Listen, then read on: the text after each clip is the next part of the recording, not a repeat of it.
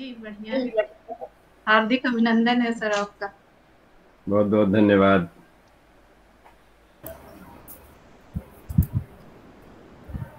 प्रणाम सर। प्रणाम प्रणाम, कैसी हैं? बढ़िया सर, आप बताएं। ठीक है।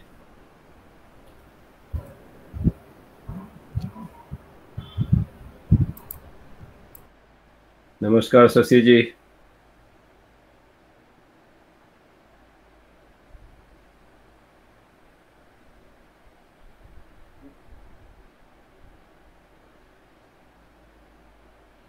सर नमस्ते। नमस्कार मनीषा नमस्कार। गोयल। जी जी, प्रिंसिपल हैं आप? मनीषा गोयल कालिंदी कॉलेज से। मैं कालिंदी कॉलेज से निशा गोयल प्रिंसिपल गोयल। हाँ, नमस्कार नमस्कार।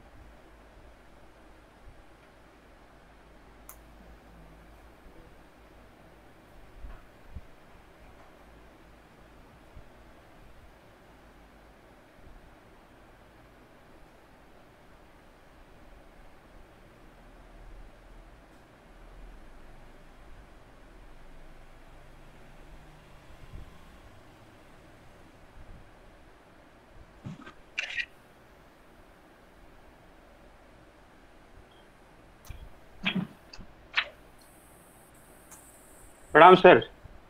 प्रणाम प्रणाम, कैसे हैं? ठीक है सर।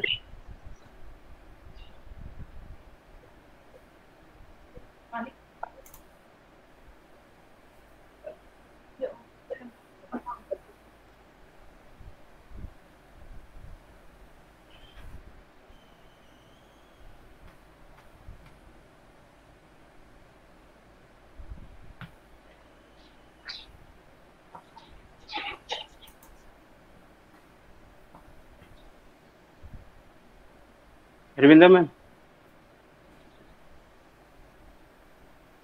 पार्टिसिपेट किसी लोग? हाँ जी देशराज जी।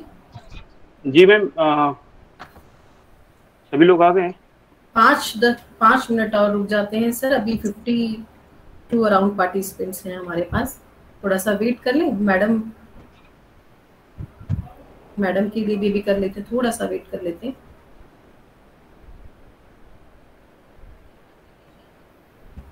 शशि तिवारी मैम नमस्ते, आप भी जुड़ी हुई हैं।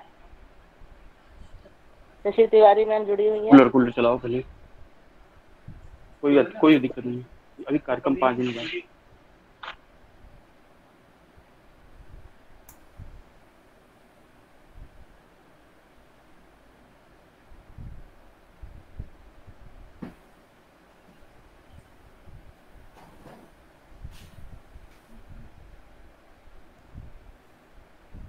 नमस्ते बलराम सर। नमस्कार नमस्कार। आपका कालिंदी कॉलेज में स्वागत है। बहुत बहुत धन्यवाद, बहुत धन्यवाद। अच्छा, आप यहीं पर, मुझे मुझे याद नहीं था कि आप इस कॉलेज में हैं। जी इसी मुझे भी पढ़ाती हैं बहुत क्या आप? खुशी हुई आपका देख करके, मुझे बहुत खुशी हुई। कभी ऐसे आपका जो एक्सपर्टाइज है संस्कृत और साइंस का, उसके वजह से मुझे लगता है कि ऐसे आपका आना होता रहेगा साइंस में भी फिर। जी जी जी जी जी। कोई अलग है नहीं, एक्सपर्टाइज सभी का है उसी में, लोग रियलाइज नहीं करते। तो मुझे ये बहुत मेरा। अच्छा लगा देख करके कि संस्कृत सेंटर ने आपको बुलाया। मुझे बहुत खुशी हुई देख। जी जी जी, देखते हैं। आप लोग भी साइंस, सब साइंस वालों को संस्कृत जरूर समझना चाहिए। बिल्कुल। वो ये बहुत अनफॉर्चुनेट है कि हम लोगों को अपना लैंग्वेज सीखने से रोका गया है स्कूल एजुकेशन से ही। तो ये बहुत ही अनफॉर्चुनेट है। लेकिन पढ़ना चाहिए। और मुझे ऐसा लगता है कि एक किस्म का वो है, मैं अपना इंडियन साइंस नहीं समझ सकती क्योंकि मुझे संस्कृत नहीं आती। तो जी इट्स जी वेरी अनफॉर्चुनेट। जी, वो एक एक तरह से मुझे भी नहीं आती है, लेकिन इसलिए मैं संस्कृत वालों को भी खोजता रहता हूँ, क्योंकि मैं साइंस के हिसाब से संस्कृत सीखना शुरू कर दिया हूँ। तो जो संस्कृत के लोग हैं, शशि तिवारी जी हैं, इसमें कई बार उनसे भी सवाल पूछता रहता हूँ। जेएनयू वालों को परेशान करता रहता हूँ, कुछ उनकी जो सोच है उसके उल्टा सोचता रहता हूँ। तो सर एडीएन वाजपेयी सर ने भी ज्वाइन कर लिया है। जी नमस्ते। नमस्कार प्रोफेसर बलराम जी, नमस्कार। नमस्कार professor Vajpayee, how are you? I am just fine. वैसे my video is not on. I don't know, there's some problem. आपका A ग्रेड दिखा रहा है, वो तो that is highest anyway. वो that is highest, but I want to show my face also, ना? I want to see and show both. तो मुझे मैं एक बार फिर से ज्वाइन करता हूँ, just give me 1 minute time. जी जी सर जी, just 1 minute.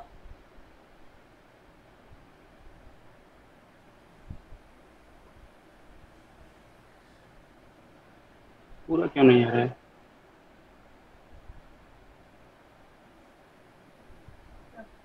ये पूरा आना चाहिए ना, जैसे पूरा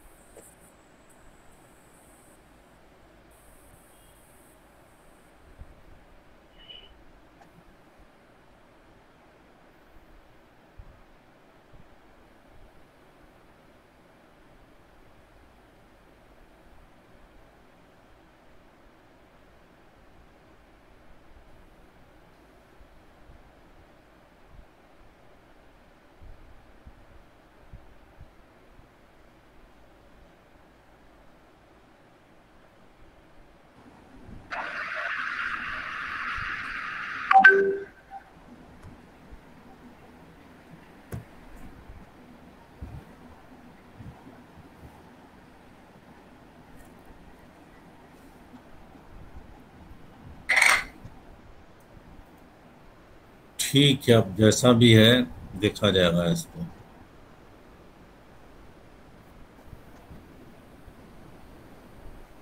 मेरी आवाज आ रही है?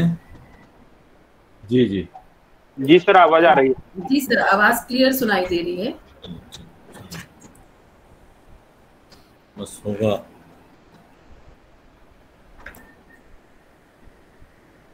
प्रणाम सर। जी नमस्ते देशराज जी, नमस्ते। जी जी जी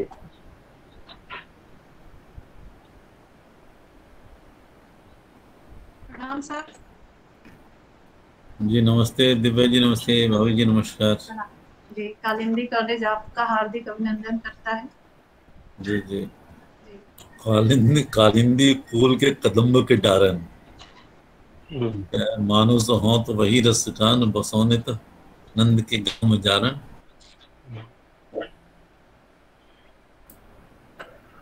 नमस्कार सर, मैं हरविंदर कौर सर, नमस्कार।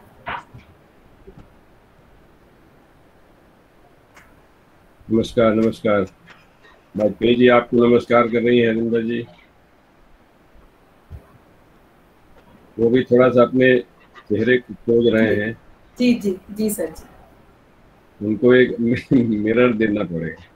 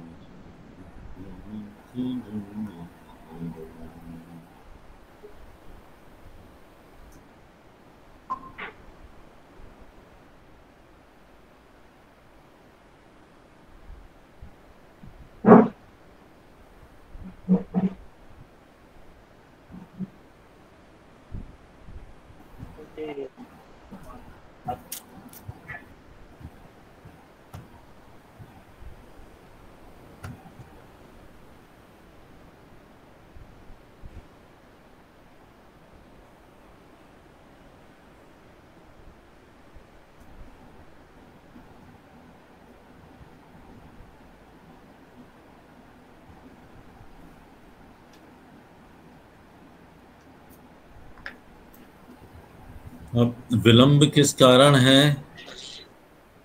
प्रोफेसर बलराम सिंह गुरुवार अब शुरुआत ही होने वाली है। 5 बज गया है। अब विलंब के कारण हेतु। Yes. दिव्या जी शुरू करें। Madam Sunny madam principal madam दिख रहे हैं आपको एक बार? इसमें तो उनका है तो नहीं मैम, अभी उन्होंने ज्वाइन नहीं किया है। ज्वाइन नहीं किया। एक सेकेंड कॉल कर लेती हूँ मैं, एक मिनट थोड़ा सा। शुरू करते हैं फिर देशराज जी। जी हरविंदर फोन जी कर मैम। दो मैडम को, रजनी मैम को भी। एक सेकंड दिए देशराज जी, एक सेकंड। जी मैम।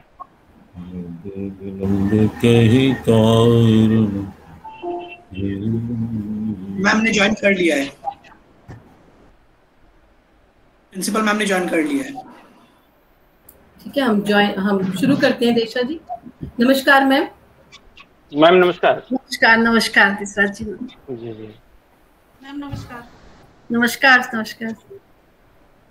शुरू कीजिए नमस्ते देशराज। मैम। नमस्ते मैम। नमस्ते नमस्ते सबको नमस्कार। देशराज जी प्रारंभ करें। जी।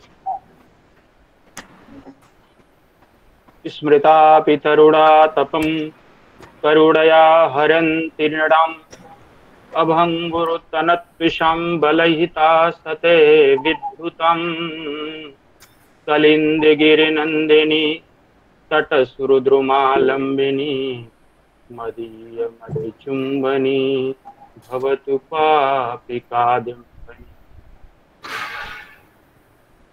विद्वांसो ही देवा, अर्थात विद्वानों को देवता कहा गया है। इसी आधार पर संस्कृत को देवभाषा कहा जाता है। इसका इतिहास भले ही 5000 वर्ष पुराना है, लेकिन इसी ज्ञान परंपरा को आगे बढ़ाने का महनीय कार्य विद्वान गण कर रहे हैं। इसके लिए मैं कालिंदी महाविद्यालय संस्कृत विभाग की तरफ से सबका हार्दिक वंदन, अभिनंदन एवं स्वागत करता हूं।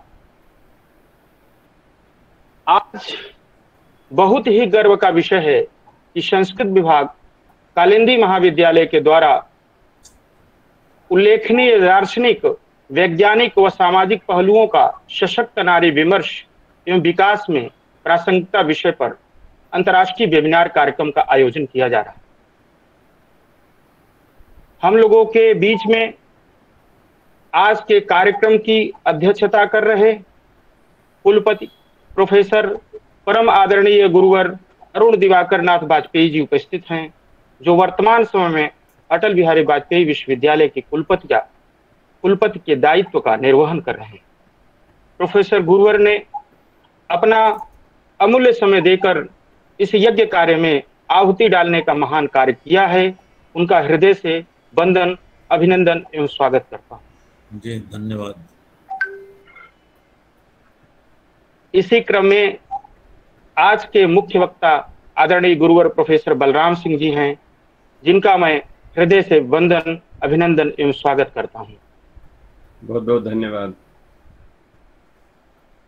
इसी क्रम में अपने महाविद्यालय की संरक्षिका एवं अध्यक्षा परम आदरणीय रजनी नागपाल जी का भी हृदय से वंदन, अभिनंदन एवं स्वागत करता हूं। यदि हैं मैम तो हृदय से कर रहा हूं, नहीं तो स्फोट एवं ब्रह्म, शब्द ही ब्रह्म है, शब्द के माध्यम से उनका मैं वंदन, अभिनंदन एवं स्वागत कर रहा हूं। एवं इस महाविद्यालय को निरंतर ऊंचाइयों पर पहुंचाने हेतु प्रयत्न प्राचार्य डॉक्टर नैना हसीजा मैम का भी हृदय से वंदन, अभिनंदन एवं स्वागत करता हूं। अब मैं इसी कड़ी को आगे बढ़ाते हुए भारतीय परंपरा के अनुसार मंगलाचरण का विधान है, जिसके हेतु मैं सरस्वती वंदना के लिए प्राप्ति बीए प्रोग्राम द्वितीय वर्ष की छात्रा को आमंत्रित करता हूं कि वे सरस्वती वंदना प्रस्तुत करें। प्राप्ति बीए प्रोग्राम द्वितीय वर्ष।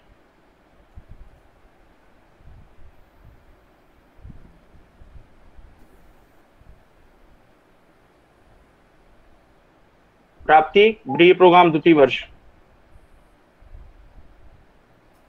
सर्वेभ्यो नमो नमः। या कुन्देन्दु तुषारहार धवला या शुभ्रवस्त्रावृता या वीणा वरदण्डमण्डितकरा या श्वेत पद्मासना या ब्रह्माच्युत शंकरा प्रभृतिभिर्देवैः सदा वन्दिता सा मां पातु सरस्वती भगवती निशेषजाड्यापहा शुक्लां ब्रह्म विचारसारपरमाम् आद्यां जगद्व्यापिनीं वीणा पुस्तकधारिणीम् अभयदाम् जाड्यान्धकारापहम् हस्ते स्फटिकमालिकां विदधतीम् पद्मासने संस्थिताम् वन्दे तां परमेश्वरीं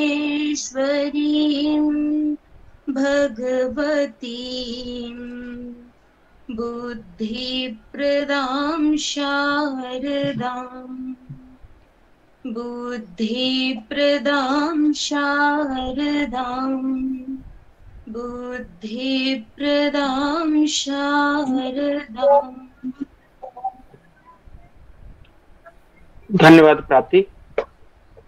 अब मैं अपने महाविद्यालय के प्राचार्य डॉक्टर नैना हसीजा मैम से निवेदन करता हूं कि आज के कार्यक्रम की अध्यक्ष प्रोफेसर अरुण दिवाकर नाथ वाजपेयी एवं मुख्य वक्ता प्रोफेसर बलराम सिंह जी का वाणी द्वारा स्वागत करने की महान कृपा करें एवं हम सभी प्राध्यापकों, प्रतिभागियों एवं छात्रों को आशीर्वाद प्रदान करने की महान कृपा करें। थैंक यू देसराज जी और सबको नमस्कार।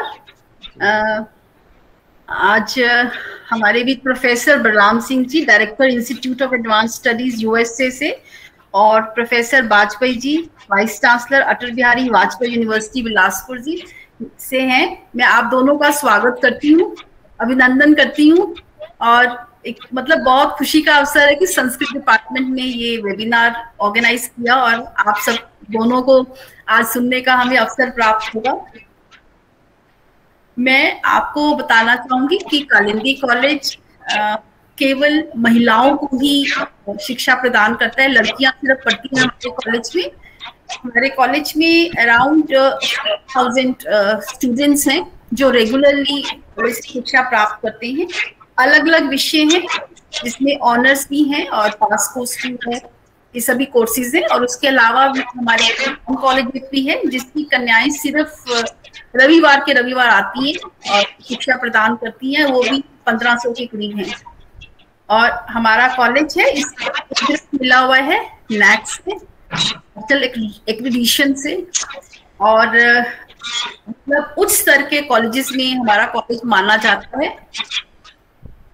दूसरी विशेषता ये है कि हमारे कॉलेज हुआ तब से लेकर संस्कृत विभाग है हमारे कॉलेज में और निरंतर बना हुआ है, मतलब हमने तरक्की ही करी है। और बहुत अच्छा लगता है जो टीचर्स हैं संस्कृत डिपार्टमेंट की, वो इस एक हमारी इस भाषा को संजोड़ कर हैं बैठी हैं और बहुत अच्छे से शिक्षा प्रदान करती हैं और अच्छा नंबर ऑफ स्टूडेंट्स होता है संस्कृत में भी हमारे।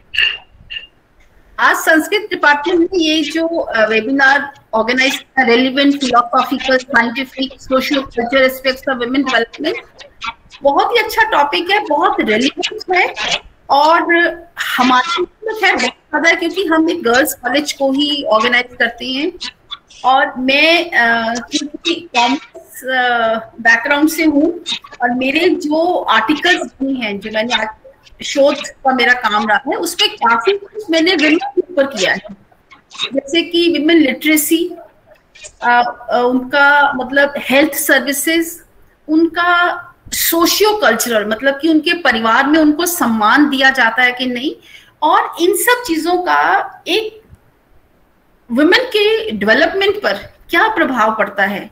बिकॉज सब लोग ये जानते हैं कि अगर आप एक आदमी को पढ़ाते हैं तो आप सिर्फ उसे पढ़ाते हैं, लेकिन अगर आप वुमेन को पढ़ाते हैं तो वो सारी समाज को जाकर पढ़ा सकती है। तो मैंने इसके ऊपर काफी काम किया और मुझे ये लगता है कि ये बड़ा ही जरूरी है कि हम इसके बारे में डिस्कस करें और हमारे अपने देश में इंडिया में मतलब कि बहुत ये रहा ट्रेडिशनली कि women have been ignored, they have not been given the same right. So जब से women ये फेमिनिज्म शुरू हुआ है हमारी कंट्री में तो मैंने देखा है कि औरतों की स्थिति में सुधार आया है। हालांकि मैं ये हमेशा सोचती हूँ कि क्योंकि हम एक ऐसे वर्ग को बिलोंग करते हैं मतलब एजुकेटेड क्लास को, तो हमें विमेन की उतनी प्रॉब्लम्स दिखाई नहीं देती जितनी कि समाज में हैं। तो आज बहुत अच्छा है कि संस्कृत विभाग ने इस गोष्ठी का इसका आयोजन किया और उसमें हमें 2 विद्वानों को सुनने का मौका मिलेगा। मैं आपका फिर से एक बार स्वागत करती हूँ और अभी तो पेंडेमिक है तो हम वर्चुअली मिल रहे हैं। मैं सोचती हूँ कि अगर जब ये सिचुएशन ठीक हो जाएगी तो मैं हरविंदर जी को, देसराज जी को, सबको एक बार रिक्वेस्ट करूंगी कि अगर संभव हो कि तो आप जैसे विद्वानों को कॉलेज में बुलाया जाए और हमें मिलने का भी अवसर प्राप्त हो और आपको आमने सामने बैठकर हम सुन सके। धन्यवाद। Thank you so much and I welcome you again. Thank you. धन्यवाद मैम, बहुत बहुत धन्यवाद। अब इसी कड़ी को आगे बढ़ाते हुए आज के मुख्य वक्ता गुरुवर प्रोफेसर बलराम सिंह जी हैं, जो किसी परिचय के मोहताज नहीं हैं, जो अपनी ज्ञान विज्ञान के द्वारा देश ही नहीं विदेशों में परचम लहरा रहे हैं। अब मैं विभाग की वरिष्ठ प्राध्यापिका डॉक्टर निशा मैम से निवेदन करता हूं कि आज के कार्यक्रम के मुख्य वक्ता गुरुवर प्रोफेसर बलराम सिंह जी का परिचय प्रदान करने की महान कृपा। जी जी मैम, आवाज आई मेरी? सर्वे, हाँ मेरी आवाज आ रही है? जी आ रही है। ओम सर्वे भवन्तु सुखिनः, सर्वे सन्तु निरामयः, सर्वे भद्राणि पश्यन्तु, मा कश्चित् दुःखं भवेत्।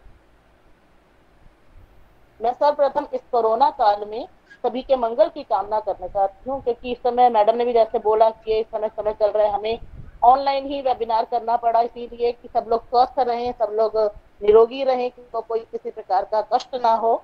इसलिए मैं सर्वप्रथम सभी को की मंगल कामना करते सबका स्वागत करती हूँ। माननीय प्रोफेसर बलराम सिंह जी 1990 से 2014 तक university Massachusetts UMass Dartmouth USA में प्रोफेसर रह चुके हैं। सन 1997 से 2014 तक UMass Dartmouth of advance sciences सन 1997 से 2014 तक यूमास डार्टमाउथ यूएसए में राइफर टीचर स्कॉलर भी रह चुके हैं। आप institute of advance sciences Dartmouth Massachusetts में भी प्रोफेसर के रूप में कार्य कर चुके हैं। इसके साथ ही Georgetown university, Harvard medical school, Yang Ming university Taiwan और जवाहरलाल नेहरू यूनिवर्सिटी भारत में भी विजिटिंग प्रोफेसर रह चुके हैं। वर्तमान में आप school of Sanskrit and Indic studies, Jawaharlal Nehru university Bharat में एडजंक्ट प्रोफेसर के रूप में अपनी सेवाएं प्रस्तुत कर रहे हैं। इसके साथ ही आप इस समय इंस्टीट्यूट ऑफ एडवांस साइंसेज के प्रेसिडेंट हैं और बायोटेक्नोलॉजी पर आधारित प्राइम बायो इंक कंपनी के फाउंडर हैं। प्रोफेसर सिंह 2003 में स्थापित बोटुलिनम रिसर्च सेंटर के फाउंडिंग डायरेक्टर हैं। आपने यूमास में सेंटर फॉर इंडिक स्टडीज के फाउंडिंग डायरेक्टर के रूप में भी अपनी सेवाएं प्रस्तुत की हैं। आपके अनुसंधान का क्षेत्र अत्यंत व्यापक है। आपकी बोटुलिनम, टिटनेस, न्यूरोटॉक्सिन, आयुर्वेद, मन एवं चैतन्य पर 14 पुस्तकें और 325 शोध पत्र प्रकाशित हैं। इसके अलावा आप विभिन्न रिसर्च जर्नल के 4 रिसर्च जर्नल के एडिटर और एसोसिएट एडिटर भी रह चुके हैं। सर, आपने व्यस्त होते हुए भी आपने अपने इस व्यस्त कार्यक्रम से हमें अपना अमूल्य समय प्रदान किया। इसके लिए मैं समस्त कालिंदी परिवार की तरफ से आपका हार्दिक धन्यवाद ज्ञापन करती हूँ।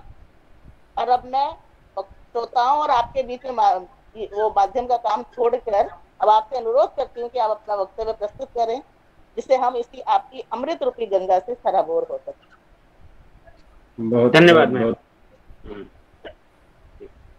केशराज जी, आप कुछ और कहना चाहते हैं? नहीं जी सर, जी सर, आप बहुत बहुत धन्यवाद प्रोफेसर गोयल। ये ऐसा स्वागत जो है सिर्फ संस्कृत डिपार्टमेंट में ही होता है, बाकी जगह तो ऐसे ही। इसलिए हम आपके बहुत आभारी हैं कि आप इस तरह भव्य स्वागत करते हैं। और मैं ये भारत की परंपरा आप लोग बनाए रखें और ईश्वर करे कि ये परंपरा सारे संसार में प्रवाहित हो। मैं विज्ञान का विद्यार्थी हूँ, इसलिए बिना किसी आधार के कुछ बोल नहीं पाता, और बोलने का आधार आजकल जो है ये हो गया है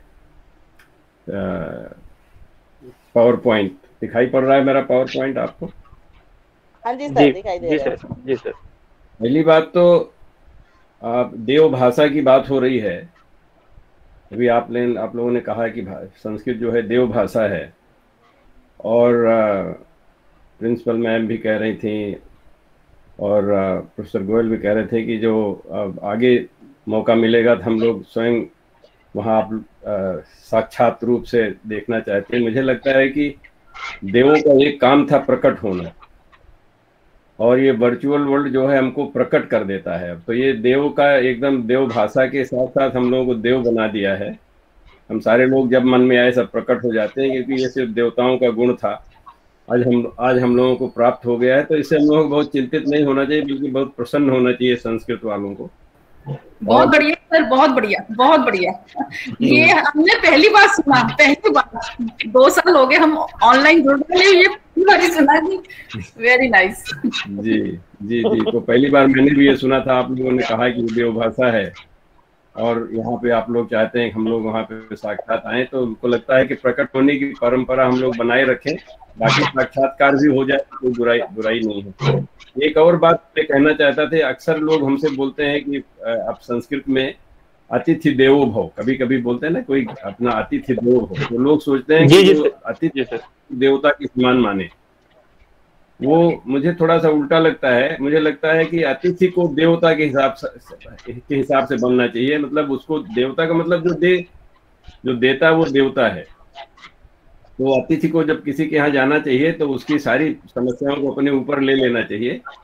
जैसे कि महाभारत की परंपरा है, जब वो पांडव लोग किसी ब्राह्मण परिवार में रहते थे, तो इसका एक चक्रा नगरी में रहते थे। जब वहाँ पे राक्षस ने उनको कोई कौन सा सुर था, याद नहीं आ रहा नाम उसका, तो वो जब उनका नंबर आया तो भीम चले गए उनकी जगह पे। तो इस तरह से अतिथि का जो हमारे यहाँ की परंपरा भी थोड़ा सा उनको दूसरी तरह से मानना चाहिए। इन शब्दों के साथ में अब थोड़ा सा, क्योंकि समय का अभाव है, हर जगह अभाव होना भी चाहिए, और उसके लिए ये होता है कि व्यक्ति अपने को संगठित अच्छे से कर लेता है। तो मैं अपना शुरू करता हूँ कुछ जो मैं बोलना चाहता हूँ। और क्योंकि संस्कृत का ये है, मेरा संस्कृत का ज्ञान बहुत कम है, और मैं अभी जाह्नवी ओझा से बात कर रहा था, वो भी साइंस की हैं और आपके यहाँ शायद पढ़ाती भी हैं। तो वो कह रही थी कि संस्कृत साइंस वालों को संस्कृत नहीं आती है। तो मुझे लगता है बहुत अच्छा है कि नहीं आती, क्योंकि अगर आ जाती है संस्कृत तो हम लोग भी आप वही बोलते रहते जो आप लोग बोलते रहते हैं। तो साइंस वालों का जो क्वेश्चन करने का सवाल वो नहीं मिलता। तो धर्मशास्त्र में लिखा हुआ है अहिंसा परमो धर्मा। लोग बोलते हैं अहिंसा जो है सबसे बड़ा धर्म है, लेकिन मैं सोचता हूँ कि धर्म जो है वो अहिंसा से बड़ा है। तो धर्म जो है अहिंसा को परिभाषित करे, ऐसा विज्ञान की परंपरा है। हम लोग रिवर्सिबिलिटी का कॉन्सेप्ट है, अगर हमने आपको परिभाषित किया तो आपने हमको भी परिभाषित किया, ऐसा मानते हैं हम लोग विज्ञान में। तो अगर अहिंसा धर्म को परिभाषित करता है तो धर्म भी अहिंसा को परिभाषित कर सकता है। अब इसका ये देखना पड़ेगा ये किसने कहा था और कब कहा था। तो ये देखें कि ये जो वाक्य है यहाँ पे, ये महाभारत का वाक्य है, युधिष्ठिर के मुखारबिंदों से कहलवाया गया है। और सभी लोग जानते हैं कि युधिष्ठिर भाला लेके लड़ाई करते थे और कई लोगों के वहां पे वध कर चुके थे उसमें, तो वो इसका, और वो सत्यवादी भी थे, ऐसा लोग मानते हैं। तो इसलिए we can not consider him to be meaning what we understand the meaning of ahimsa. हम सोचते हैं non violence is the greatest virtue, English में अक्सर लोग महात्मा गांधी का उदाहरण देके बोलते हैं। और लेकिन इसका अर्थ ये नहीं हो सकता है, क्योंकि जो इसको बोलने वाला व्यक्ति सत्यवादी है और वो भाला लेके सबको वध कर रहा है, तो इसका मतलब वो नहीं हो सकता है इसका। इसलिए मैं आज वैज्ञानिक मतलब दिखाने की कोशिश कर रहा हूँ कि धर्म वो है जिसको वायलेट नहीं किया जा सकता, जिसका उल्लंघन नहीं किया जाए। अहिंसा का मतलब उल्लंघन, धर्म का कभी उल्लंघन नहीं किया जा सकता है। ये मेरी अपनी सोच है। और फिर आप इसको कहीं भी लगाइए तो देखेंगे आप सही मिलेगा आपको। मैं ये उदाहरण इसलिए दे रहा हूँ यहाँ पे क्योंकि मैं जो आगे बातें कहने जा रहा हूँ वो, क्योंकि मैंने टॉपिक कुछ सोच समझ के रखा कि relevant philosophical, scientific and socio cultural aspects of women development. अभी प्रिंसिपल्स मैम ने कहा कि जब से फेमिनिज्म चला है तब से कुछ हमको आभास हुआ है, हालांकि पढ़े लिखे परिवारों में तो इतनी समस्या नहीं है, हालांकि है तो समस्या, विषय थोड़ा सा अलग है, लेकिन ये है कि जो समस्या फेमिनिज्म के जरिए से आ रही है दैट इज अ फ्रेमवर्क। तो you will see that I will come up with some other frameworks also, और जो कि संस्कृत के लिए कम से कम बहुत आवश्यक है। Economics from point of view I think she is also right. तो ये देर आर बहुत सारे तरह के हमारे दृष्टिकोण हैं, उनको भी देखना चाहिए। भारत की ये भी परंपरा बड़ी जबरदस्त है, वहाँ बहुत सारे दृष्टिकोण हैं और सबको आदर सत्कार किया जाता है। With those words I would like to talk about Delhi University, which has 77 colleges last time I checked online, and number of girls colleges 22, number of boys colleges 0.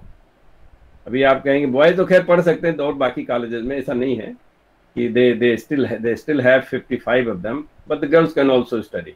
इसका ये मतलब होता है कि हमारे यहाँ की बेटियों को ज़्यादा महत्व दिया गया है किसी भी कारण से। कारण हम लोग सोच सकते हैं, हो सकता है उनको सप्रेस किया, या कि उनको एक ऊंची गद्दी पर बैठाया, उनको उच्च स्थान दिया कि नहीं इनके लिए विकास के लिए हमको अलग से खोलना है।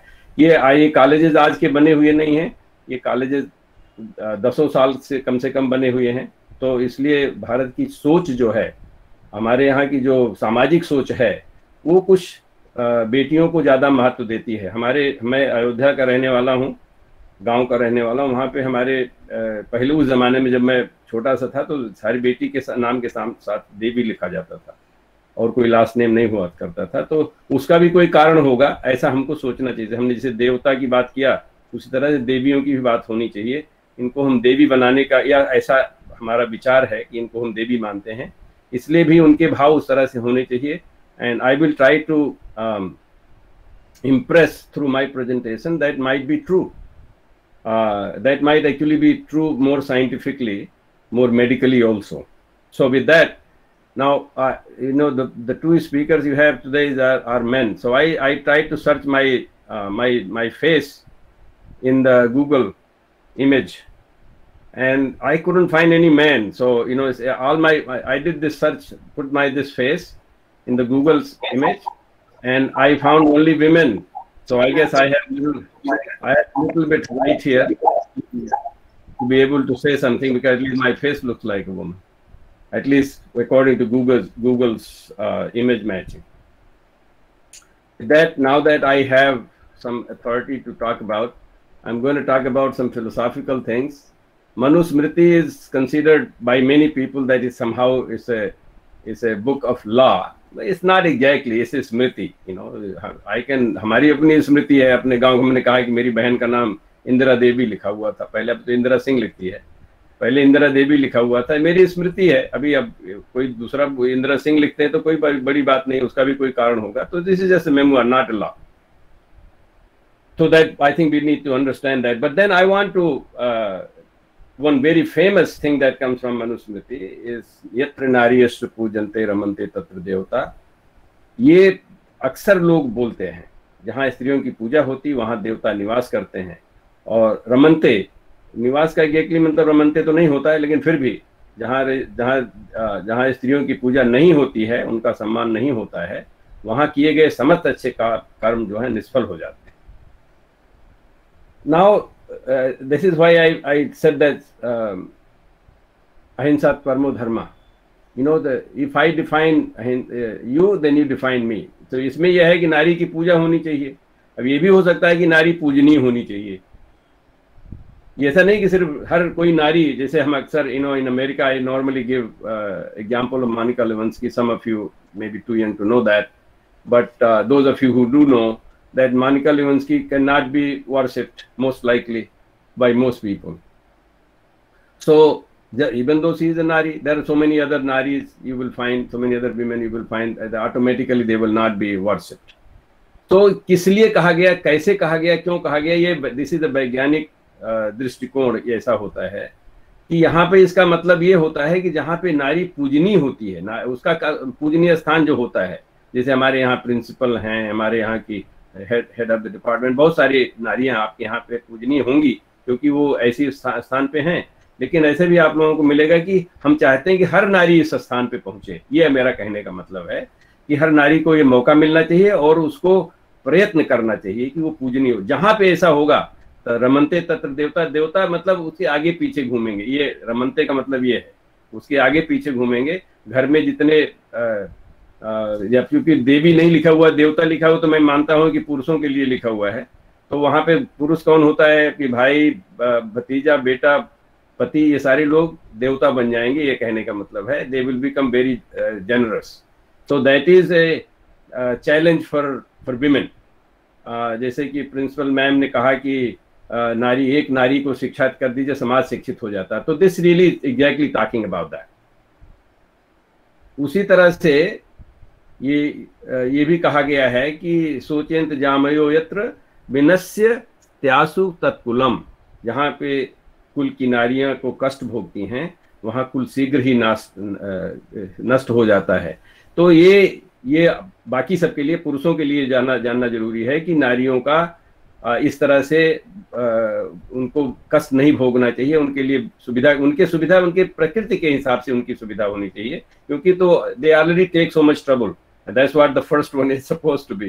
The second one is this is supposed to be for others, so that they make sure that they are able to reach their potential. And this is what I think a college like Kalindi College or many other colleges in the Delhi University or all over the world are trying to do.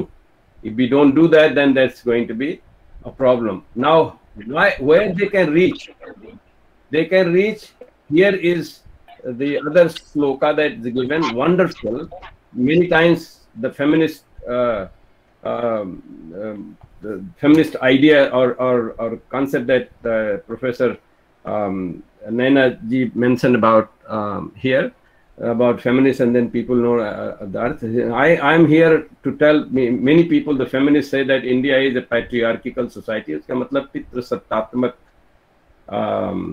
शासन की बात करते हैं, व्यवस्था की बात करते हैं। Then I just want to keep a counter to that one. अगर मनुस्मृति को कुछ भी मानते हैं तो यहाँ पे कहा गया उपाध्यायाम दशाचार्य आचार्याणाम शतम पिता सहस्त्रम तु पितरम माता। मतलब कि एक शिक्षक जो है, आचार्य मतलब जो आचरण से अपने करे, मेंटोर जो होता है, वो 10 शिक्षक एक आचार्य के बराबर और 10 आचार्य एक पिता के बराबर और 1000 पिता एक माता के बराबर। ये कहाँ से कह सकते हैं कि हमें पितृ सत्तात्मक है? यहाँ तो मात्र सत्तात्मक, एक माता का स्थान 1000 गुना पिता से बड़ा होता है। अगर सत्तात्मक देखना है तो मैट्रियार्की कहेंगे, क्योंकि माता मात्र सत्तात्मक है, यहाँ पे पितृ सत्तात्मक नहीं है। ये हमारा यहाँ पे आपके सामने प्रस्तुत करने का विचार है। और हमारी बेटियों को, ये अवश्य बहनों को और माताओं को ये जरूर सोचना चाहिए कि भारत की परंपरा ये है।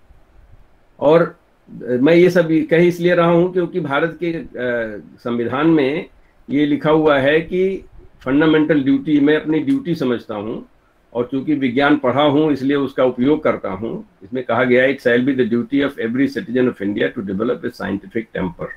बाकी ठीक भी, वो भी humanism and spirit of inquiry and reform, this is all about science. तो I am looking at the जो हमारे ग्रंथ हैं, शास्त्र हैं, उनको I am looking at scientifically to interpret this and then try to inspire a new framework to look at India, not from the Western framework. Now, Western framework में भी Greek concept में एक गाया कॉन्सेप्ट है, देवी का concept है, और जिसको गाया कॉन्सेप्ट को पृथ्वी को बोलते हैं। वहाँ पे पहले in 1960s when they started this first, all the scientists and everybody opposed this. This is the, you know, why are we bringing Devi Devta in this? And the Europeans particularly have problem with their science and religion. And but now it is considered the great concept, especially with the issues about science and environment. You know, environmental exploitation, sustainability. This is now it has well accepted. You know, 50 years later, it is very well accepted. So हमारे यहाँ भी concept है भूमि देवी की, और उसके बहुत सारे संस्कृत वालों को तो बहुत सारा ज्ञान है, और मैं यहाँ पे ज़्यादा नहीं कहना चाहता हूँ। इतना कहना चाहता हूँ कि भूमि का उद्धार करने के लिए भगवान विष्णु का जो भी कॉन्सेप्ट है, जो लोग उसमें विश्वास करते हैं, मैं हिंदू में विश्वास करता हूँ। I am also scientist, I like to give everybody option whatever they want to, you know, somebody may be believing in Durga Devi, or somebody may be Hanuman ji, or somebody may be Jesus Christ, or whatever they want to believe, but according to this, Bhagwan Vishnu is supposed to be the Malik of Karan Jagat, and he had to, उन्होंने 12 अवतार लेके भूमि का उद्धार किया, भूमि देवी का उद्धार किया। तो भूमि देवी is also great concept of sustainability, and that is also comes as in the form of a female. So there must be some idea about that. अब इसका where we can get some supporting things, well, we already have bhumi, which is earth. It's interestingly, bhugol is a word that has been used for thousands of years, and whereas the Western world thought that the earth is flat, you know, not too long ago they used to think earth is flat. And Gaia is a concept that I just talked about, which is also similar to Sanskrit word Gau. And with that, I would like to bring this Krish Gaurak Chivanijam Vaisya Karma Svabhavajam. I'm working on this slok for a while, and with a collaborator of mine in India. But it's I just want to say here, Gauraksh means the protection of the earth, which is the exact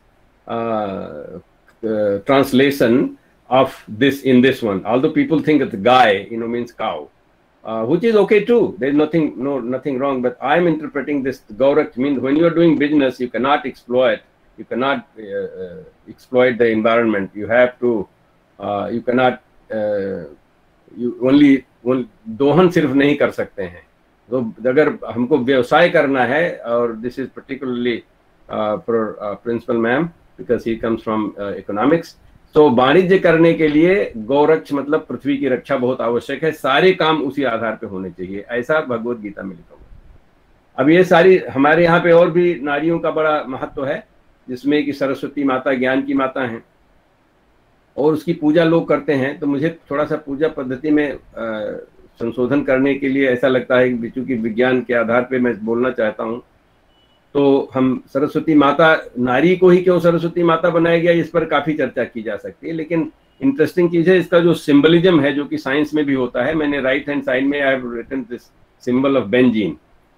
this is a symbol. If I said this is benzene, those of you are in sciences, and if I say, well, take this benzene and do some, make some compound, then आपको हंसी आएगी, तो चित्र बना के रख दिया और कह रहे हैं इसको बनाएं। उसी तरह से सरस्वती माता की हम पूजा करते हैं और उनको अगरबत्ती जलाते हैं, बहुत तरह की चीजें करते हैं। That is not going to give you anything unless you understand the meaning of the symbol, just like unless you understand the meaning of the symbol benzene, then you can make, of course, synthesis, thousands and millions of compounds have been made out of benzene, but only if you know what it means, and then you really have to do it.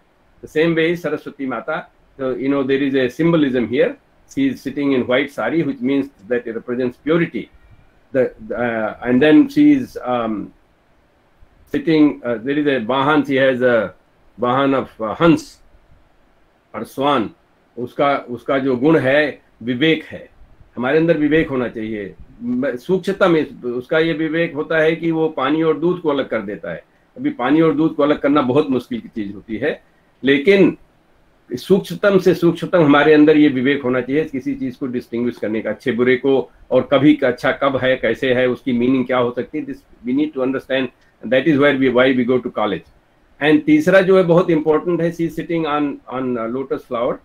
अभी हम इसमें से जितनी हमारी बेटियां किसी को बोलेंगे मैं आपको सरस्वती बनाना चाहता हूँ, चलो एक वहाँ पे कमल का फूल है उस पर बैठ जाओ, तो बैठने के बजाय पुलिस को बुलाएगी कि इसका दिमाग खराब हो गया है. तो इसका मतलब ये सिंबलिज्म है. सिंबलिज्म क्या है? कमल का फूल होता है, ऐसा होता है कीचड़ में पैदा होता है और पानी के जरिए जाके और पानी के ऊपर चला जाता है.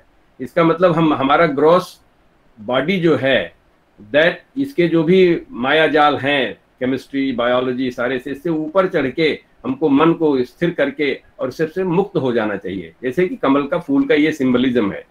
जिस दिन आपको ये कर लेंगे, आपको किसी की आरती उतारने की जरूरत नहीं. आरती उतारना अच्छी बात है, बिकॉज हम उसकी अपना श्रद्धा दिखाना चाहते हैं, और जो हम उसमें शहद और दूध और नैवेद्य और जो भी हम देना चाहते हैं देते हैं, वो क्योंकि हमको पसंद है, हम अपने को पसंद है, हम सोचते हैं हम इनको देंगे तो ये इनको जो पसंद है हमको देंगी.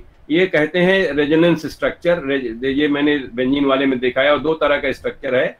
When you have, they can be either one of them.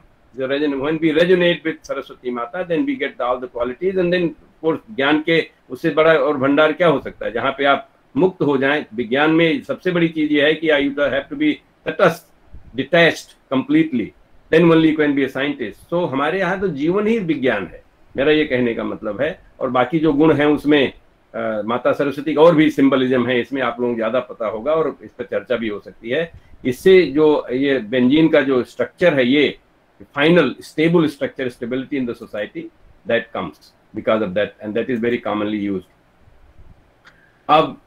Want to talk a little bit about women.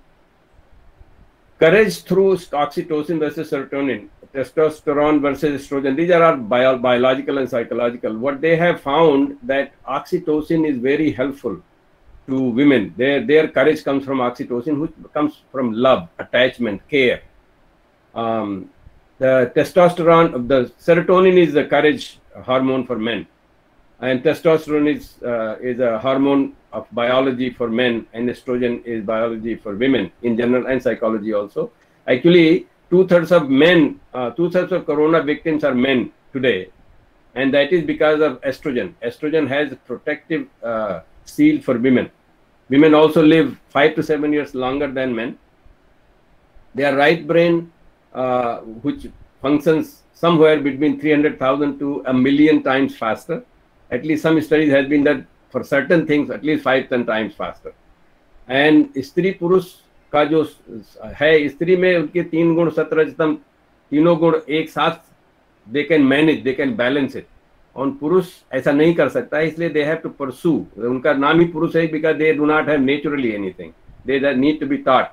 And so माताओं को ये बहुत आवश्यक है कि अपने बेटों को ये ज्ञान जरूर दें, क्योंकि उनको अगर उनका सिर्फ हम ध्यान देके ये करेंगे, इनको कुछ नहीं करना है, तो महामूर्ख पैदा होंगे आगे चल के और देवता नहीं हो सकते. स्त्री और पुरुष में बायोलॉजिकल डिफरेंस है. ये बात पित्त कफ हमारे आयुर्वेद की चीजें हैं, उसमें ये दिखाया गया है कि बहुत तरह के प्रोटीन मॉलिक्यूल सिग्नलिंग पाथवेज, ये सारी चीजें जो हैं वो स्त्री पुरुष में अलग अलग होते हैं. बात पित्त कफ अगर स्त्री का पुरुष का है तो वो कोई जरूरी नहीं कि सेम थिंग इज फॉर स्त्री का, फीमेल्स का डिफरेंट होता है. तो इसलिए हमको ये मानना पड़ेगा कि हमारे बायोलॉजिकल डिफरेंस है. That doesn't mean weakness, that just whatever I have is what I need to use. I am a chemist, तो इसलिए मैं केमिस्ट्री की भाषा यहाँ पर उपयोग कर रहा हूँ. बाकी लोग अगर कोई इकोनॉमिक्स का आएगा, प्रोफेसर वाजपेयी इकोनॉमिक्स के हैं, तो I am sure he will go talking about some economics aspect here. ये ऑक्सीटोसिन का जो फर्क है, उसे oxytocin is something when you care, you love and you sacrifice, then oxytocin is released in your body. It happens to all the people. Women get more of it, but more importantly, women get more benefit out of it. So even if you give the same amount of oxytocin to men and same amount of oxytocin to woman gets more benefit, biologically speaking, I am saying. शांति उसके मन में रहेगी, समझदारी उसके अंदर में ज्यादा होती है. This is a study that was published in Proceedings of the National Academy of Science, which is the highest label of journal in America. तो we need to realize that, you know, हमारे पास जो है उसका उपयोग कितना अच्छा कर पाते ये ज्यादा जरूरी है. ये नहीं कि हमको ये नहीं, इनके पास ये है, खास करके स्त्री पुरुष में जब बातें होती हैं. तो देन हमने इससे प्रभावित होकर कविता लिखा, नारी की पकवान, पकवत में सद्भाव नहीं, परसत नहीं स्नेह, प्रेम बिना पकवान में बिन भेषज कर दे. मतलब अगर कोई प्रेम से आपको भोजन नहीं देता, चाहे नारी हो पुरुष हो, कोई बात है, नारियां ज्यादातर माताएं देती हैं भोजन, लेकिन उसमें भोजन में जो सामग्री है वो तो है, लेकिन प्रेम जो है उसके साथ उसका बहुत ज्यादा महत्व है. तो प्रेम भाव भोजन दिए, दिए आत्म सम्मान, रस श्रावित खुद देह में पुलकित मन बिन मान. मतलब ये ऑक्सीटोसिन अपने आप ही मिलता है. जब प्रेम भाव किसी से भी आप करते हैं, चाहे भोजन दीजिए, कोई भी करता है, लेकिन इसका फायदा नारियों को ज्यादा मिलता है. इसी तरह से there are sex differences in left and right brain, मैंने आपको कहा, उसमें सोच समझ और उनके व्यवहार, ये सारी चीजें आती हैं जो कि उनको आगे बढ़ा देती हैं. तो हमको ये मानकर नहीं चलना चाहिए कि नहीं जो हमारे पास है वो कम है, जो दूसरे के पास ज्यादा है. जैसे मान लीजिए मसल पावर आदमी के पास है, लेकिन मेंटल पावर तो और महिला के पास ज्यादा है. तो मेंटल पावर करके वो यूज कर सकती है उसको. ज्यादातर लोग कहते हैं कि आदमी, अगर मैं मान भी लूँ पितृ सत्तात्मक है, उसका कंट्रोल जो है अभी भी महिलाओं के साथ है. मेरे एक मित्र हैं वैद्यनाथन, डॉक्टर वैद्यनाथन बेंगलोर में, उन्होंने कहा कि भारत में कम से कम 2/3 of economy is controlled by women. I mean, that may be something that Professor Bajpayee and others can talk about, but that's how I have learned. So there are so many other aspects. There is not that much time, so I'm going to skip. They have done many studies in which they have found that women can tolerate more genetic defects also in their brain. Men cannot tolerate that.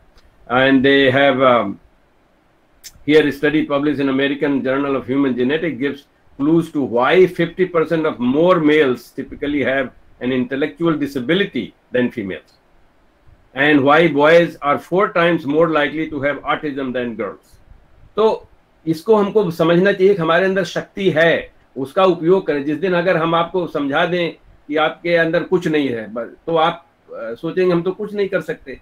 लेकिन सच्चाई ये है कि हम आपके अंदर बड़ी शक्तियां हैं. तो इसलिए जो 22 कॉलेजेस ऑफ दिल्ली यूनिवर्सिटी और ट्रेनिंग हमारे यहाँ की जो यंग लेडीज हैं, they can change the world. Just like principal ma'am ने कहा कि हम ये सारे बेटियां जो हैं वो सारे संसार के, नारियां जो हैं सारे संसार को बदल सकती हैं, लेकिन इस भाव से बदल सकती हैं. अगर वो गलत भाव लेके जाएंगी तो नहीं बदल पाएंगी, जो कि भारत के बाहर का, जहाँ पे मैं रहता हूँ, वहाँ पे सही भाव नहीं है. I mean, people can talk about rights, but the point is that they still, rights can be taken or given. But when you do duties, which is based on Indian concept, then duties is yours. Nobody can take it away from you. Nobody can give it to you. It's your duty that you keep it. So more freedom that you have, more control you have, is with duty, not with rights, because rights are always given and taken. So scientific superiority of women may, this is just a summary. They live 5 to 7 years longer. 25% higher survivability in the womb for female than male fetus. Brain defect, women can tolerate more mutations. 4 times less likely to get autism, I just said. 43% less likely to get COVID. 5 times faster information processing than men. Navigational skill women have more than men have. Alcohol dehydrogenase they have less. So don't drink, please, because otherwise you'll get drunk faster. Oxytocin has more positive impact. तो ये बहुत सारी yoga practice भी currently 80% of total yoga practitioners in America are women. So they are the one who recognize the value of certain things first.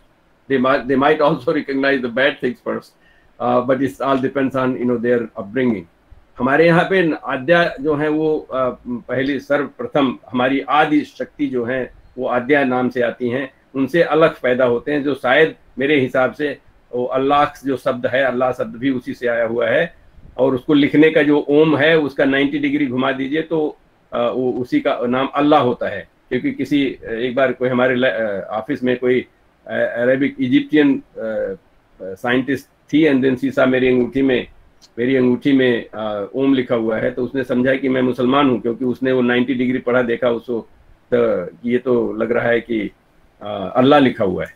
Anyway, तो बहुत सारी चीजें ऐसी हैं जो कि नारियों के अंदर है। मॉडेस्टी, इंडियन कॉन्स्टिट्यूशन ये कहता है कि you can not outrage modesty of woman, वो और बाकी दुनिया में नहीं। बाकी दुनिया में तो उसको मॉडेस्टी कहेंगे ही नहीं। वहाँ पे, यहाँ पे भारत, अमेरिका वगैरह में तो मॉडेस्टी, वो खुद ही मॉडेस्टी अपना आउटरेज करते रहते हैं लोग। तो इस तरह से मैट्रियार्की वाली बात मैंने आपसे पहले ही बताई। तुलसी बाबा ने भी एक बात कही है, कौशल्या से कहलवाई है रामचरितमानस में, जो केवल पितु आये सुताता तो जिन जाओ जानी बड़ी माता। मतलब माता का स्थान पिता के स्थान से बड़ा होता है, इसलिए तुमको जंगल जाने की जरूरत नहीं है।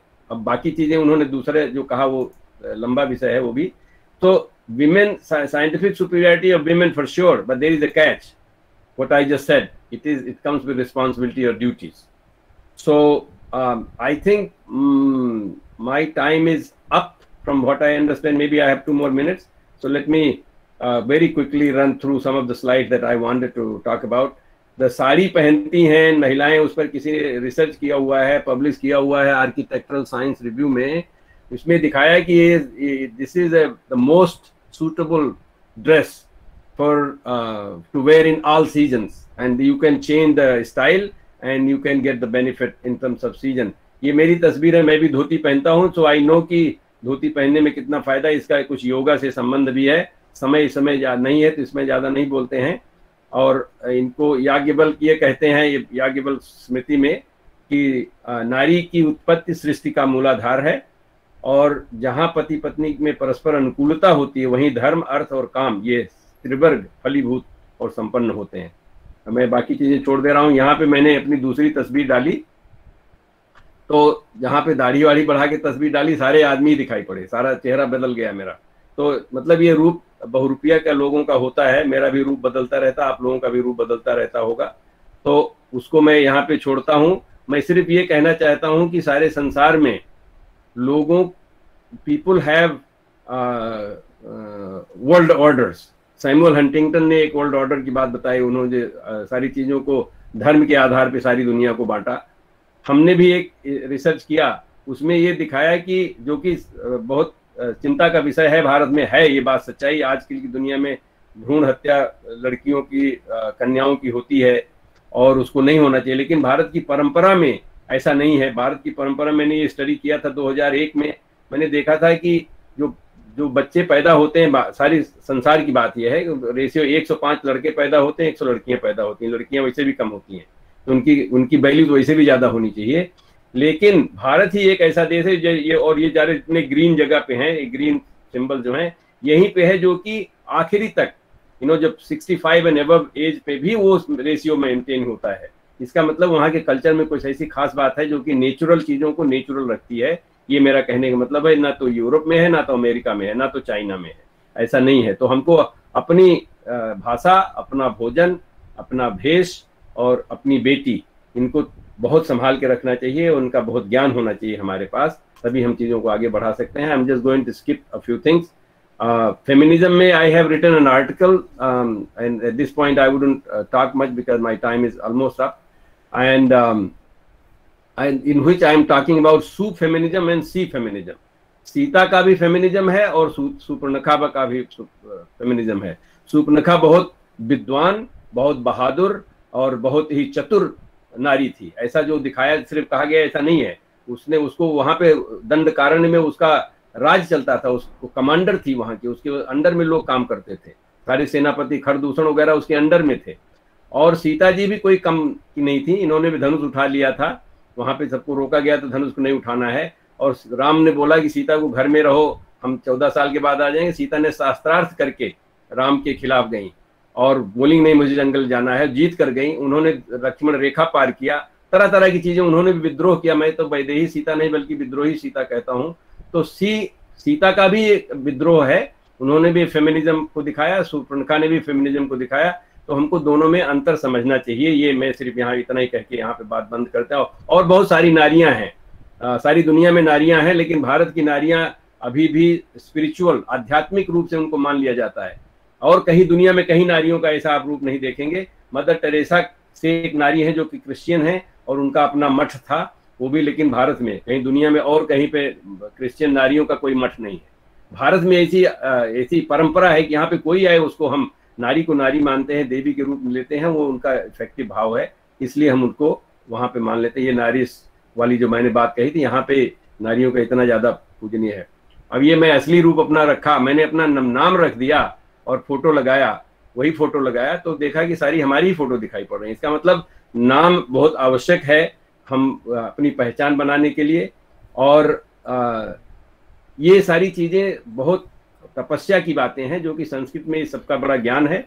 और उस तपस्या के कारण हम जब चीजों को बनाते हैं, तपस्या से जो ज्ञान आता है उसको विज्ञान के आधार पर देखें या फिलॉसफी के आधार पर देखें, समाज को जिस तरह से बनाएं, या कि हम टेक्नोलॉजी को बनाते हैं, उससे हम, हमारे यहाँ बहुत धर्म ग्रंथ वगैरह सब, ये लोग ठेकेदारी वाले लोग हैं, मुझे क्षमा कीजिएगा जिन लोगों को बुरा नहीं लगे, मैनेजमेंट के सोशियो रिलीजियस मैनेजमेंट होता है, और उसके बाद सारी सोशियो पॉलिटिकल इकोनॉमिक चीजें आती हैं जिसमें राजनीति भी, पॉलिटिक्स आ जाती है। तो इस तरह से यहाँ से समझने, ये तो बॉटम की बात है, हमको समझना है तो स्पिरिचुअल लेवल पे समझना चाहिए और विज्ञान और फिलॉसफी के आधार पर समझना चाहिए, जो कि संस्कृत में उसका ज्ञान है।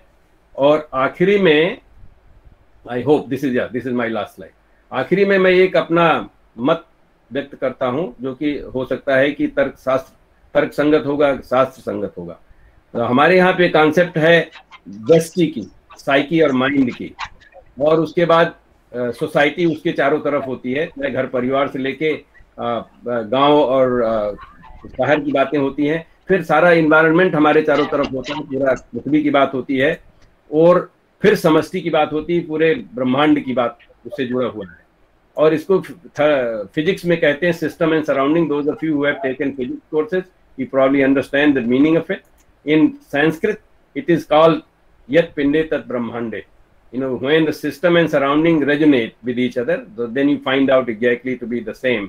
और इसके आधार पे हमने बनाया हुआ है, हमारे यहाँ ऋषियों मुनियों ने बनाया हुआ कॉन्सेप्ट तद वसुधैव कुटुंबकम का। और लेकिन यहाँ पे कास्ट होती है तो उसको क्रिटिसाइज करते हैं लोग। तो कास्ट को देखिए, भगवान राम ने किस तरह से कास्ट को, क्या हर तरह के ट्राइबल को, यहाँ तो पशु पक्षी को भी बराबर माना हुआ है। ये भारत की परंपरा है, इसको हमको समझना होगा, तभी हम इस चीज को कर पाएंगे। इसी तरह से बाकी लेकिन लोग जो हैं, हेनरी किसिंजर ने वर्ल्ड ऑर्डर लिखा हुआ, नॉम चॉम्स्की ने वर्ल्ड ऑर्डर लिखा हुआ, सभी ने अपने अपने world order, basically they put their framework, और उसके लिए हम परेशान हो जाते हैं कभी कभी। तो डेमोक्रेसी भी also is one of those world orders. Actually democracy समाज को डिवाइड करती है। भारत की कंसेप्ट में जो है वो प्रजातंत्र है। मेरे पास इतना समय नहीं कि मैं इसको बोलूँ। लीग ऑफ ट्रस्ट जस्ट जो है वो कम्युनिज्म का स्रोत है।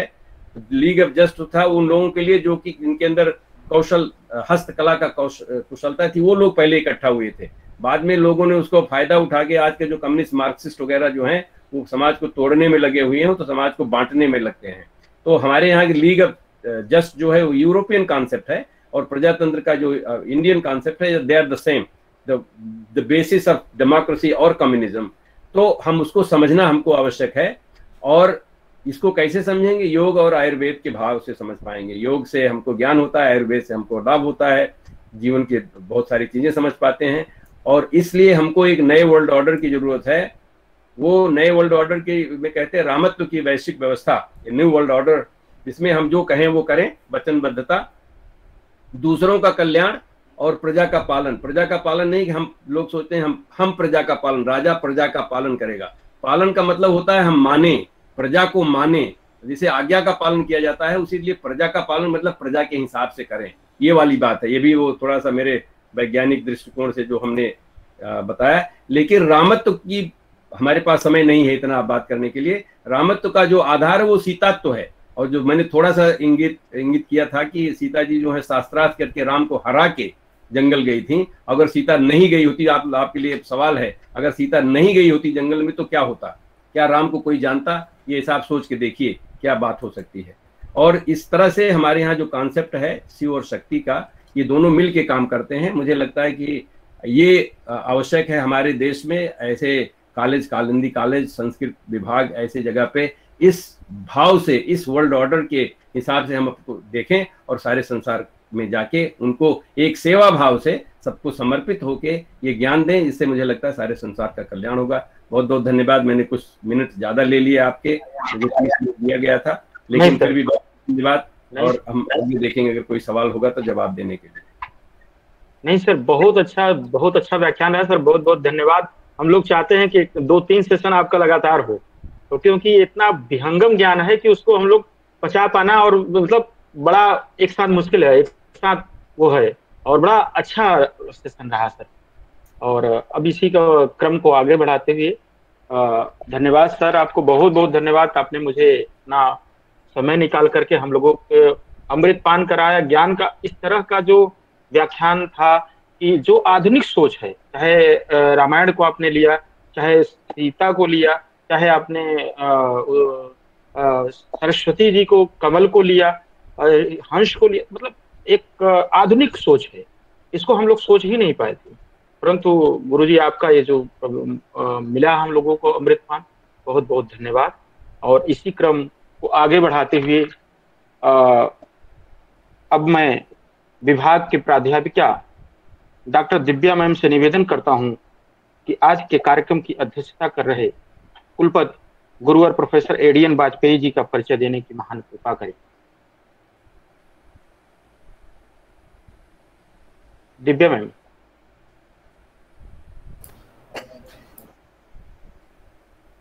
सभी को मेरा सादर नमस्कार। आज हमारे बीच बड़ी ही प्रगल्भ वाक चेतना, प्रांजल, पवित्र वाणी तथा भवितव्य के प्रति शुभाकांक्षा से ओतप्रोत माननीय अरुण दिवाकर नाथ वाजपेयी जी इस कार्यक्रम की अध्यक्षता के लिए उपस्थित हैं। एक बार पुनः समस्त कालिंदी परिवार आपका हार्दिक स्वागत करता है, अभिनंदन करता है। और आपने अपने अत्यंत व्यस्त समय में से हमें समय दिया और ज्ञान गंगा में स्नान करने का अवसर प्रदान किया। सर, इसके लिए हम लोग आपके बहुत बहुत आभारी हैं। आप देश विदेश दोनों में राष्ट्रीय चिंतक, शिक्षाविद एवं श्रेष्ठ विचारक के रूप में तो जाने जाते ही हैं, इसके साथ ही आप अंतरराष्ट्रीय ख्याति के हैं, बहुआयामी प्रतिभा के धनी। आपके व्यक्तित्व को चंद शब्दों में प्रस्तुत करना सर एक चुनौतीपूर्ण कार्य है। फिर भी यथाशक्ति मैं कोशिश करूंगी कि विभिन्न क्षेत्रों में दी गई आपकी सेवाएं और वर्तमान में जो सेवाएं आप दे रहे हैं उसका संक्षिप्त परिचय मैं आप सबके समक्ष रखने का प्रयास करूंगी। कवि के रूप में अगर बात की जाए तो 2014 में आपकी रचना अरुण सतसई का प्रकाशन हुआ। 700 दोहों का यह काव्य है जिसमें रानी दुर्गावती जैसे वीरांगनाओं की वीरतापूर्ण कार्यों की काव्यात्मक प्रस्तुति की गई है। इसके अतिरिक्त विभिन्न सम्मानित संस्थाओं के आप सदस्य रहे हैं। गृह मंत्रालय, भारत सरकार की सांप्रदायिक सद्भाव राष्ट्रीय प्रतिष्ठान के संचालक मंडल के सदस्य रहे हैं। आप संस्कृति मंत्रालय, भारत सरकार के भाषा समिति के सदस्य रहे हैं। राष्ट्रीय शिक्षा नीति 2019 मध्य प्रदेश सरकार के आप सदस्य रहे हैं। आपने प्रशासन के क्षेत्र में विभिन्न विश्वविद्यालय में शिक्षक के साथ साथ कुलपति के रूप में अपनी उत्तम प्रशासन की छाप छोड़ी है। आप चित्रकूट, ग्रामोदय विश्वविद्यालय, रीवा विश्वविद्यालय तथा शिमला विश्वविद्यालय, इन तीनों विश्वविद्यालयों में कुलपति रह चुके हैं। और अब चौथी बार वर्तमान में आप अटल बिहारी वाजपेयी विश्वविद्यालय बिलासपुर छत्तीसगढ़ के माननीय कुलपति पद को अलंकृत कर रहे हैं। क्योंकि समय की प्रतिबद्धता है इसलिए मैं ज्यादा समय नहीं लूंगी। हाँ, इतना अवश्य कहूंगी कि जिस देश में आदरणीय वाजपेयी जी जैसे विद्वान हो उस देश को अध्यात्म गुरु बनने से कोई नहीं रोक सकता। तो सर, बहुत सम्मान के साथ मैं आपसे निवेदन करती हूँ कि आप अपने ज्ञान से हमें लाभान्वित करें। जी बहुत बहुत धन्यवाद दिव्या जी, आपने मुझे आज के इस सारस्वत कार्यक्रम में जोड़ा। मैं धन्यवाद देना चाहता हूँ प्रोफेसर हरिराम मिश्रा जी को, जो कि जवाहरलाल नेहरू विश्वविद्यालय में संस्कृत के श्रेष्ठ आचार्य हैं। उन्होंने मुझे जवाहरलाल नेहरू विश्वविद्यालय में भी आमंत्रित किया है उद्बोधन के लिए, जिन्होंने मुझे कालिंदी महाविद्यालय में जोड़ा। कालिंदी महाविद्यालय की अत्यंत सम्माननीय प्राचार्य नैना जी, हरविंदर कौर जी और अन्य कार्यक्रम से जो लोग जुड़े हुए हैं, देशराज जी, मैं सभी को नमस्कार करता हूँ। मैं धन्यवाद आपको इसलिए भी देना चाहता हूँ कि मैंने प्रोफेसर बलराम जी को सुना। कार्यक्रम में जाने के एक लालच तो होता ही है कि भाई मुझे बोलना है, लेकिन प्रोफेसर बलराम सिंह जैसे विद्वान जिस कार्यक्रम में प्रमुख वक्ता के रूप में हों, उसकी अध्यक्षता करने का आनंद दूसरा ही होता है। और मेरे लिए सुख, सौभाग्य और संतोष का विषय है कि आज प्रोफेसर बलराम सिंह जी को सुना। टेलीफोन पे एक बार बहुत लंबी बातचीत हुई थी। हम लोग प्लान कर ही रहे थे किसी एक दिन हम लोग इंटरनेशनल कॉन्फ्रेंस में जो है जुटेंगे, इसी तरह किसी वेबिनार में। एक बार और आपको सुना था, जब Indian council of philosophical research का प्रोग्राम हुआ था, लखनऊ विश्वविद्यालय ने किया था। जी जी। बेचारे करण पांडे जी का निधन हो गया, जिन्होंने आयोजन किया था कार्यक्रम। बहुत ही अच्छे विद्वान थे, कम उम्र में चले गए। एनीहाउ, विषय महत्वपूर्ण है, विषय महत्वपूर्ण है और इस पर चर्चा होनी चाहिए। और जिस तरह से विषय उठाया बलराम सिंह जी ने, और जिस पीठिका पर जाकर स्थापित किया स्त्री विमर्श को, वो वास्तविक विमर्श है, उसी को स्थापित होना चाहिए। मनुस्मृति से लेकर के याज्ञवल्क्य स्मृति तक लेकर के, सीता और सूक्ष्म का उदाहरण देते हुए, साइंटिफिक टेम्पर से जोड़ते हुए, संविधान को जोड़ते हुए, भारतवर्ष की महिलाएं और यूरोप की महिलाओं की जो मॉडेस्टी है उस पर भी एकदम से कटाक्ष करते हुए, स्पष्ट तौर पे सपाट भूमि पाठ मारते हुए, जो बलराम सिंह ये केवल आप ही कर सकते हो, दूसरा व्यक्ति नहीं कर सकता। जब आप सरस्वती जी की प्रतिमा प्रतीकों को व्यंजन से जोड़ेंगे, क्या बढ़िया बात आपने कही है। मैं कोरिलेट कर रहा था अभी, मुझे बसंत पंचमी पर एक लिखना था, हिंदू फेस्टिवल्स अमेरिका से ही पुस्तक प्रकाशित हो रही थी उसके लिए। तो बसंत पंचमी के मैंने सरस्वती पूजन समझ लिया। मैंने सरस्वती पूजन पढ़ना शुरू, सरस्वती का उद्भव कहाँ से हुआ, और उनके प्रतीकों की बातचीत की। तो वे सारे प्रतीक जो आप बता रहे थे कि एक एक प्रतीक को भी आप ले लेंगे तो कल्याण हो जाएगा। एनीहाउ, आपने बात स्पिरिचुअलिटी की की है।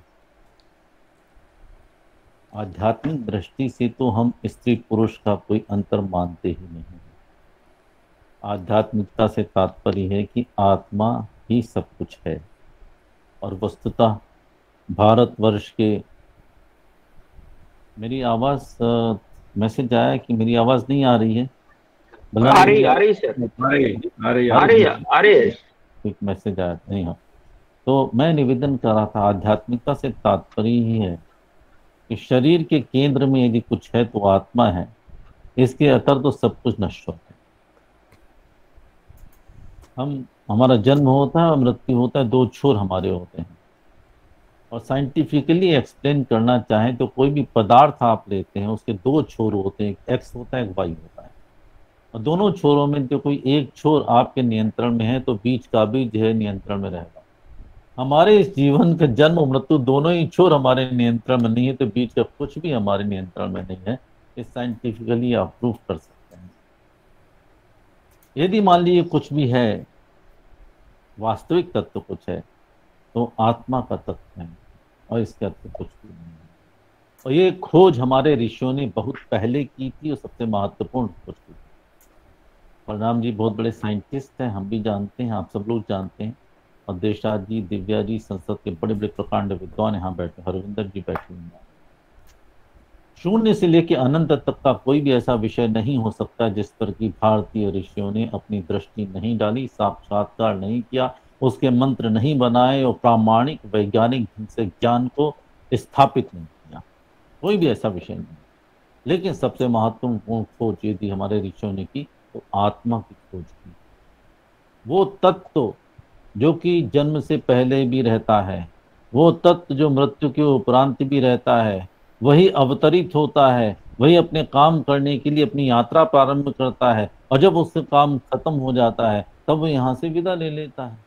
इस तत्व की खोज में जो मैं निकला पढ़ने के लिए, तो नचिकेता तक तो हमारी गति गई, उसके ऊपर हमारी भी गति जो विरम गई। ढूंढता रहा किसने जो है सबसे पहले साक्षात्कार करके बताया हो। बंधुओं, जब हम आत्मा की बात करते हैं तो एक ही आत्मा विद्यमान है पुरुष के शरीर में और स्त्री के भी शरीर में, इसमें तो कोई अंतर है ही नहीं।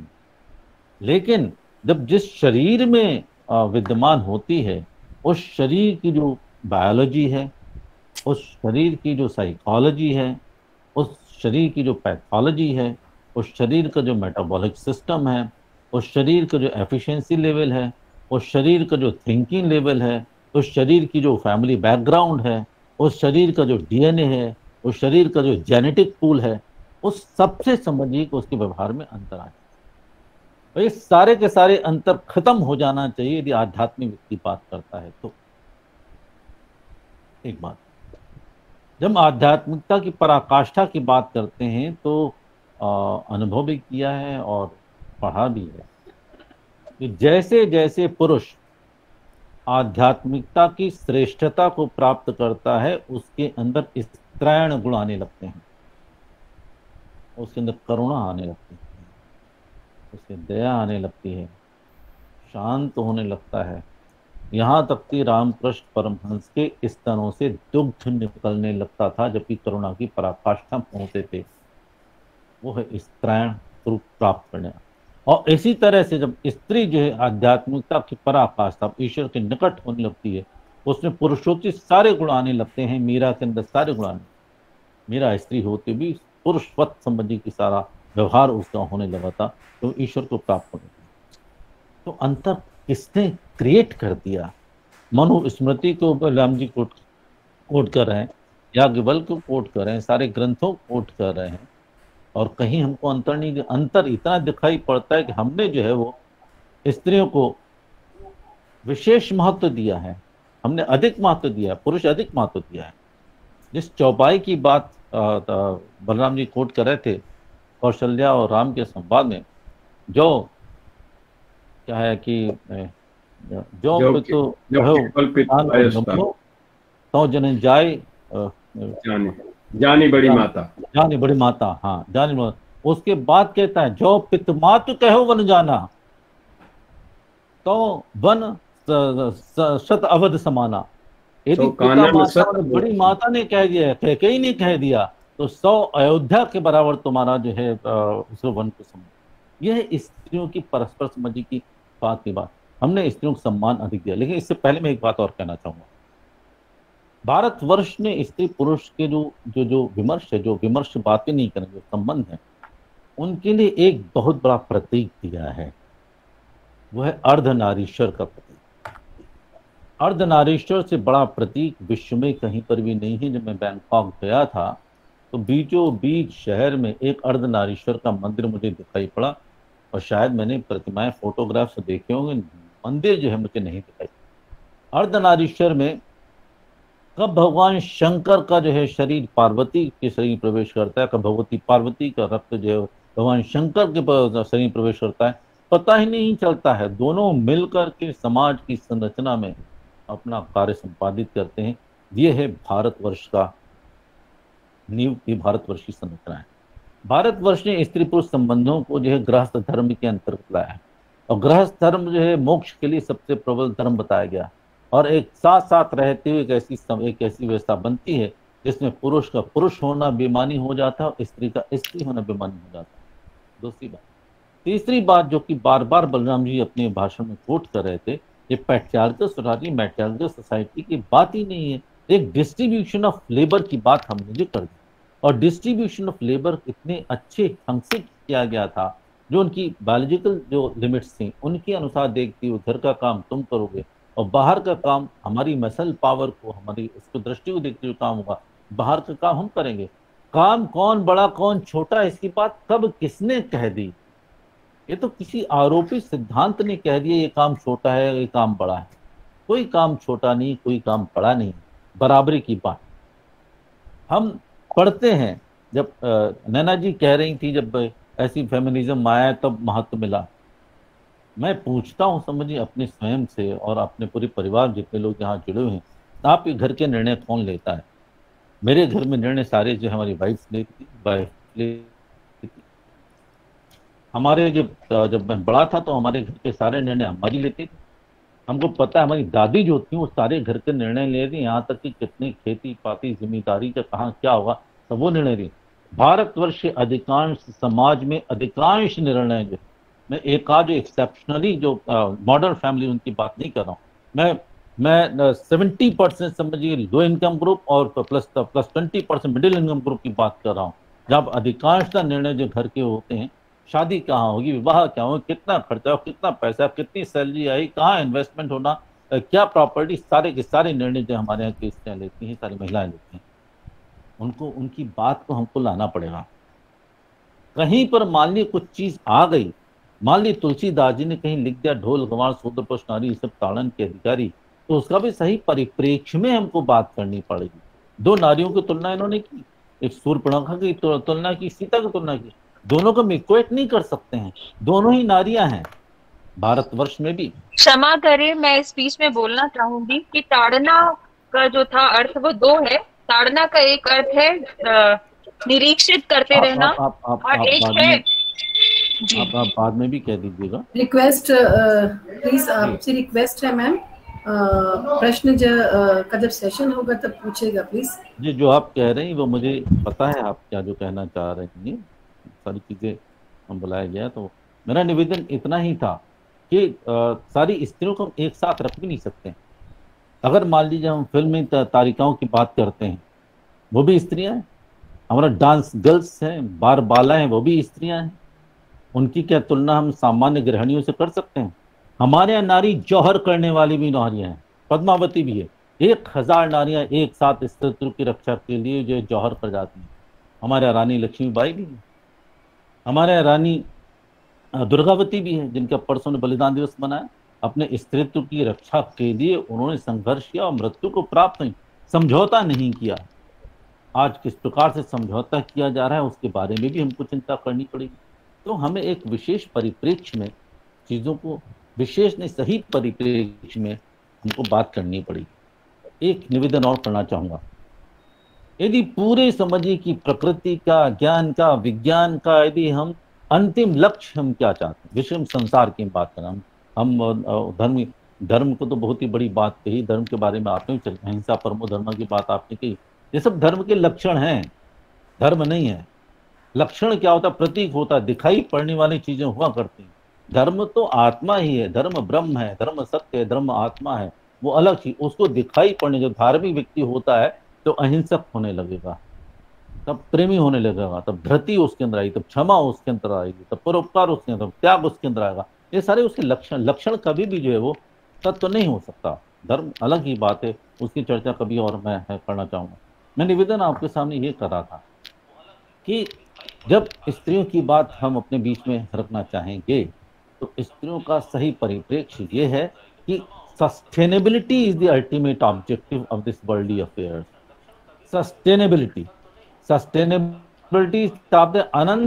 अनंत काल तक प्रकृति और प्रजातियों को बनाए रखना। मैं सस्टेन डेवलपमेंट गोल्स में जो फ्रंटलाइन रिपोर्ट की बात है उसमें चर्चा यहाँ पे नहीं करना चाहूँगा। अंतिम समय तक निरंतर बनाए रखना, निरंतरता बनी रहेगी, सस्टेनेबिलिटी रहेगी। सस्टेनेबिलिटी ही अल्टीमेट अंतिम उद्देश्य होता है किसी चीज का। सस्टेनेबिलिटी कैसे बनेगी? जब प्रजातियां बची रहेंगी, बायोडाइवर्सिटी बची रहेगी। बायोडाइवर्सिटी में आदमी को क्या हम अलग कर देंगे?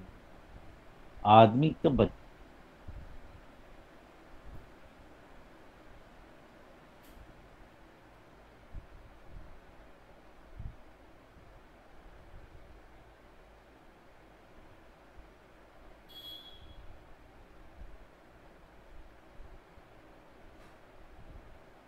स्त्रियों में ही है।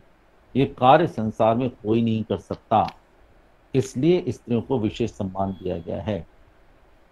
जन्म देने के काम, पुनरुत्पादन के काम, अपनी संतति को आग संतति की सस्टेनेबिलिटी के लिए यदि किसी के पास में कोई प्राकृतिक वैज्ञानिक साधन किसी के पास में है तो स्त्रियों के पास में दूसरा किसी के पास में नहीं। इसलिए इंडिस्पेंसिबल एंटिटी है, अपरिहार्य एंटिटी है। और ये चीज हमारे ऋषियों को पता थी, इसलिए हमेशा स्त्रियों को देवता तुल्य माना गया। पहला ही श्लोक जो कहा कि यत्र नारेस्त पूजन्ते रमन्ते तत्र देवता, जहां पर नारियों की पूजा होती है वहां सारे देवता रमण करते हैं। देवता में ब्रह्मा विष्णु महेश सब वहां रमण करते हैं। सारी प्राकृतिक जो देवता है, सूर्य चंद्र, सब वहां पर देवता रमण करते हैं। दूसरी बात, प्रकृति का भी स्वरूप जो है स्त्री स्वरूप बताया गया है। पुरुष उसको एक्टिवेट कर सकता है, सब्स्टिट्यूट नहीं कर सकता। कॉम्प्लीमेंट कर सकता है पुरुष, सब्स्टिट्यूट नहीं कर सकता है। और वो भी स्त्री स्वरूप है, क्योंकि उस प्रकृति में ही पुनरुत्पादन करने की क्षमता है। नदियों में क्षमता है, वृक्षों में क्षमता है, पशु में जो स्त्री तत्व उसमें क्षमता है, इनमें सारी चीज क्षमता है। इससे उनको भी हमने देवता तुल्य माना है। और दोनों को जब हमने देवता स्वरूप प्रदान कर दिया, सबको मात्र स्वरूप प्रदान कर दिया, इसलिए यदि मान लीजिए कहीं कभी क्षरण भी होगा तो समान स्तर पर तो आएंगे, उससे नीचे कभी नहीं आ पाएंगे। जो विघटन हुआ है, विघटन के लिए उत्तरदायी तत्वों पर भी एक क्षण चर्चा करके मैं वाणी को विराम दूंगा। मुझे दूसरे सत्र में भी जाना है। वो ये विघटन वैदिक काल में नहीं हुआ। वैदिक काल में कैकेयी तो हम सब कोसते हैं, लेकिन बलराम जी हम सब लोग जानते हैं कैकेयी जो है दशरथ के साथ में रणभूमि में गई थी, और जब पहिया निकलने लगा था, धुरी निकलने लगी तो सबने उंगली लगाई थी। और रणभूमि में दशरथ उसी को ले जा सकता है जो रण कौशल में भी उतने ही निपुण होगी। उसने उंगली लगा दी थी, जब दर्शन देखा रहे तो रक्त निकल रहा है, क्या हुआ? वर मांगो, तो एक नहीं दो मांगेंगे। ये बात दूसरी उन्होंने तो दूसरे वर मांगे। और वही कैकेयी कहीं अवतार लेती रानी लक्ष्मीबाई के रूप में, वही कैकेयी अवतार लेती रानी दुर्गावती के बारे में, जबकि दोनों हाथों से तलवार चलाती है, दांतों से लगाम थामती है और हाथी पर सवार होकर के मुगलों की सेना का जो है हनन करती है। उसी कैकेयी के अवतार है। क्षरण हुआ हमारी इसमें स्त्री के विमर्श में, स्त्री के सम्मान में, जब मुगल देश में आए। वो नहीं समझ पाए। अभी बहुत सारे देशों में, बलराम जी ज्यादा जानते होंगे, बहुत सारे देशों में, इसके यूरोपीय अमेरिकन देशों में बहुत समय तक यही नहीं मानते थे स्त्री में प्राण भी हैं। जब हम मंत्र लिख रहे थे कि यत्र नारे से पूजनते रमनते तत्र देवता, अर्धनारीश्वर बात रहते, स्त्रियों में प्राण होते हैं, इनको माना जाता था ये आदमी की पसलियों से पैदा हुई एक समझ शरीर है, इसका जितना चाहे शोषण करो उतना चलेगा। और ब्रिटिशर्स ने और जो मॉडर्न फिलॉसफी जो है, विशेषकर वेस्टर्न फिलॉसफी में सबसे अधिक नुकसान किया है, जबकि स्त्रियों के कमोडिफाई कर दिया, कमोडिटी के रूप में यूज करने लगे। कमोडिटी के रूप, वस्तु के रूप में आप उपयोग करेंगे स्त्रियों का, तब दृष्टि अलग होगी, और देवता देवी की तरह यूज करेंगे तब बात दूसरी होगी। मेरा कहना है भारतवर्ष के पास में स्त्रियों के सम्मान के प्रति, स्त्रियों के सही स्थान के प्रति हमारे बहुत सारा साहित्य उपलब्ध है, साहित्य भी उपलब्ध है, और वर्तमान में उसका यथार्थ परिप्रेक्ष्य भी विद्यमान है, जहां पर कि पुरुष और स्त्री समान रूप से काम करते हैं। यदि मान लीजिए कहीं हमारे मनुस्मृति लिख दिया है कि पुरुष जो है उसकी सुरक्षा करता है, भाई क्यों नहीं करता है पुरुष सुरक्षा? घर से कोई महिला जा रही है तो छोटा सा लड़का जो लड़के साथ में लेके जाएगी, अरे छोटा सा लड़का सुरक्षा क्या कर सकता है? खाली एक भाव है, समझिए, हम उसको साथ में लेकर के जा रहे हैं। अरे जिस बच्चे को पाला है, समझिए कि माँ ने किसी स्त्री ने पाला है, वो उसके साथ में किसी प्रकार से अत्याचार कैसे कर सकता है? कर ही नहीं सकता है। ये भाव जो है वो हमको स्थापित करने की आवश्यकता है। कब इसको अबला कह दिया, गलत बात है। हमें बराबर का अधिकार संविधान भी देता है। आज के युग में प्रत्येक क्षेत्र में जो है हमारी महिलाएं आ रही हैं, हमारी बहनें आ रही हैं, और अब तो देखिए कालिंदी कॉलेज तो आप बार बार नाम ले रहे हैं बलराम जी, कालिंदी कॉलेज लड़कियों का विशेष कॉलेज है। जितने लड़कों के कॉलेज हैं they are also flooded with girls. Toppers की लिस्ट में आप पाएंगे, मैं तो यूनिवर्सिटी में वाइस चांसलर तो काफ़ी समय तक रहा हूँ, टॉपर्स लिस्ट किसी सब्जेक्ट की टॉप करेंगे उसमें लड़कियां ही टॉप करेंगे, गोल्ड मेडल्स इनके पास जा रहे हैं। कोई भी ऐसा फील्ड नहीं है, डिफेंस में भी ये जा रही हैं, हमारे साइंस में, मैरिज में, सब में हमारी लड़कियां जा रही हैं। हम सब मिलकर के एक श्रेष्ठ समाज की संरचना, एक समरस समाज की संरचना, एक शाश्वत समाज की संरचना में जिसकी जितनी भूमिका है, यथोचित भूमिका है, उसको प्रदान करते हुए इसको आगे बढ़ें और एक दूसरे के हम पूरक की तरह से एकात्म भाव से हम आगे बढ़ें। मुझे लगता है अकादमिक डिस्कशन का सबसे बड़ा यही लाभ होना चाहिए। हमेशा हमें ध्यान रखना चाहिए हम भारतवर्ष संस्कृति की उपजी हुई किसी महाविद्यालय में सब लोगों के बीच में हम बात कर रहे हैं। यहाँ पर आरोपित कुछ आइडिया जो हम कॉलोनियल नैरेटिव या कॉलोनियल माइंडसेट से हम बात करते हैं, उसे थोड़ा हटा करके थोड़ा सा देख भी लें हम पर वो चीज़ लागू हो रही है कि नहीं हो रही है। इन्हीं शब्दों के साथ में मैं पूरे कालिंदी महाविद्यालय के प्रति आभार व्यक्त करता हूँ, देवशाह जी के प्रति आभार व्यक्त करता हूँ, दिव्या जी के प्रति आभार व्यक्त करता हूँ, नैना जी के प्रति आभार व्यक्त करता हूँ, हरविंदर जी के प्रति आभार व्यक्त करता हूँ और disclaimers can claim always. Thank you very much. Vande Mataram. धन्यवाद सर, बहुत बहुत धन्यवाद। आपका वक्तव्य सुना बहुत अच्छा लगा। अब मैं अपने विभाग की विभाग अध्यक्षा एवं इस कार्यक्रम की संयोजिका डॉक्टर हरविंदर कौर जी से निवेदन करता हूं कि सबका धन्यवाद ज्ञापित करने की महान कृपा करें। बहुत बहुत धन्यवाद देशा जी। एम आई ऑडिबल देशा जी? आवाज सुनाई दे रही है? जी हाँ, यस। ठीक। सभी के प्रति आदर और सम्मान का भाव। आभासी मंच पर आसीन आज के कार्यक्रम के मुख्य वक्ता प्रोफेसर बलराम सिंह जी, अध्यक्ष के रूप में माननीय कुलपति प्रोफेसर श्री अरुण दिवाकर नाथ वाजपेयी जी, श्रद्धेया श्रीमती रजनी नागपाल जी, परम आदरणीय प्रधानाचार्य महोदया डॉक्टर नैना हसीजा जी एवं कार्यक्रम में उपस्थित सभी प्रतिभागी साथियों का मैं हरविंदर कौर हृदय से वंदन एवं अभिनंदन करती हूँ। जैसा कि मुझे काम दिया गया है कि धन्यवाद करने के लिए, वास्तव में ये बहुत ही कठिन कार्य है, ऐसा मैं समझती हूँ सर। ये दुनिया की सबसे अच्छी व खूबसूरत चीज है जिसे ना तो देखा जा सकता है और ना ही छुआ जा सकता है, केवल मात्र महसूस किया जाता है। धन्यवाद ज्ञापन एक ऐसी ही प्रार्थना है सर, और जिस ज्ञान को, जिस विवेक को, जिस अनुभूति को हम पुस्तकों के माध्यम से ग्रहण नहीं कर सकते हैं, ऐसे में आप विद्वान हमारे यहाँ आते हैं और अपने सहज व सरल संबोधन से उस ज्ञान को हम तक पहुंचा देते हैं। आप सभी गुरुजनों का को मेरा प्रणाम और बहुत बहुत आभार। माननीय प्रोफेसर बलराम सिंह जी हमारे बीच आए हैं मुख्य वक्ता के रूप में। आपने एक सुंदर व्याख्यान दिया और निरंतर हमने यह अनुभव किया कि नारी सशक्तिकरण के बिना मानवता का विकास अधूरा है।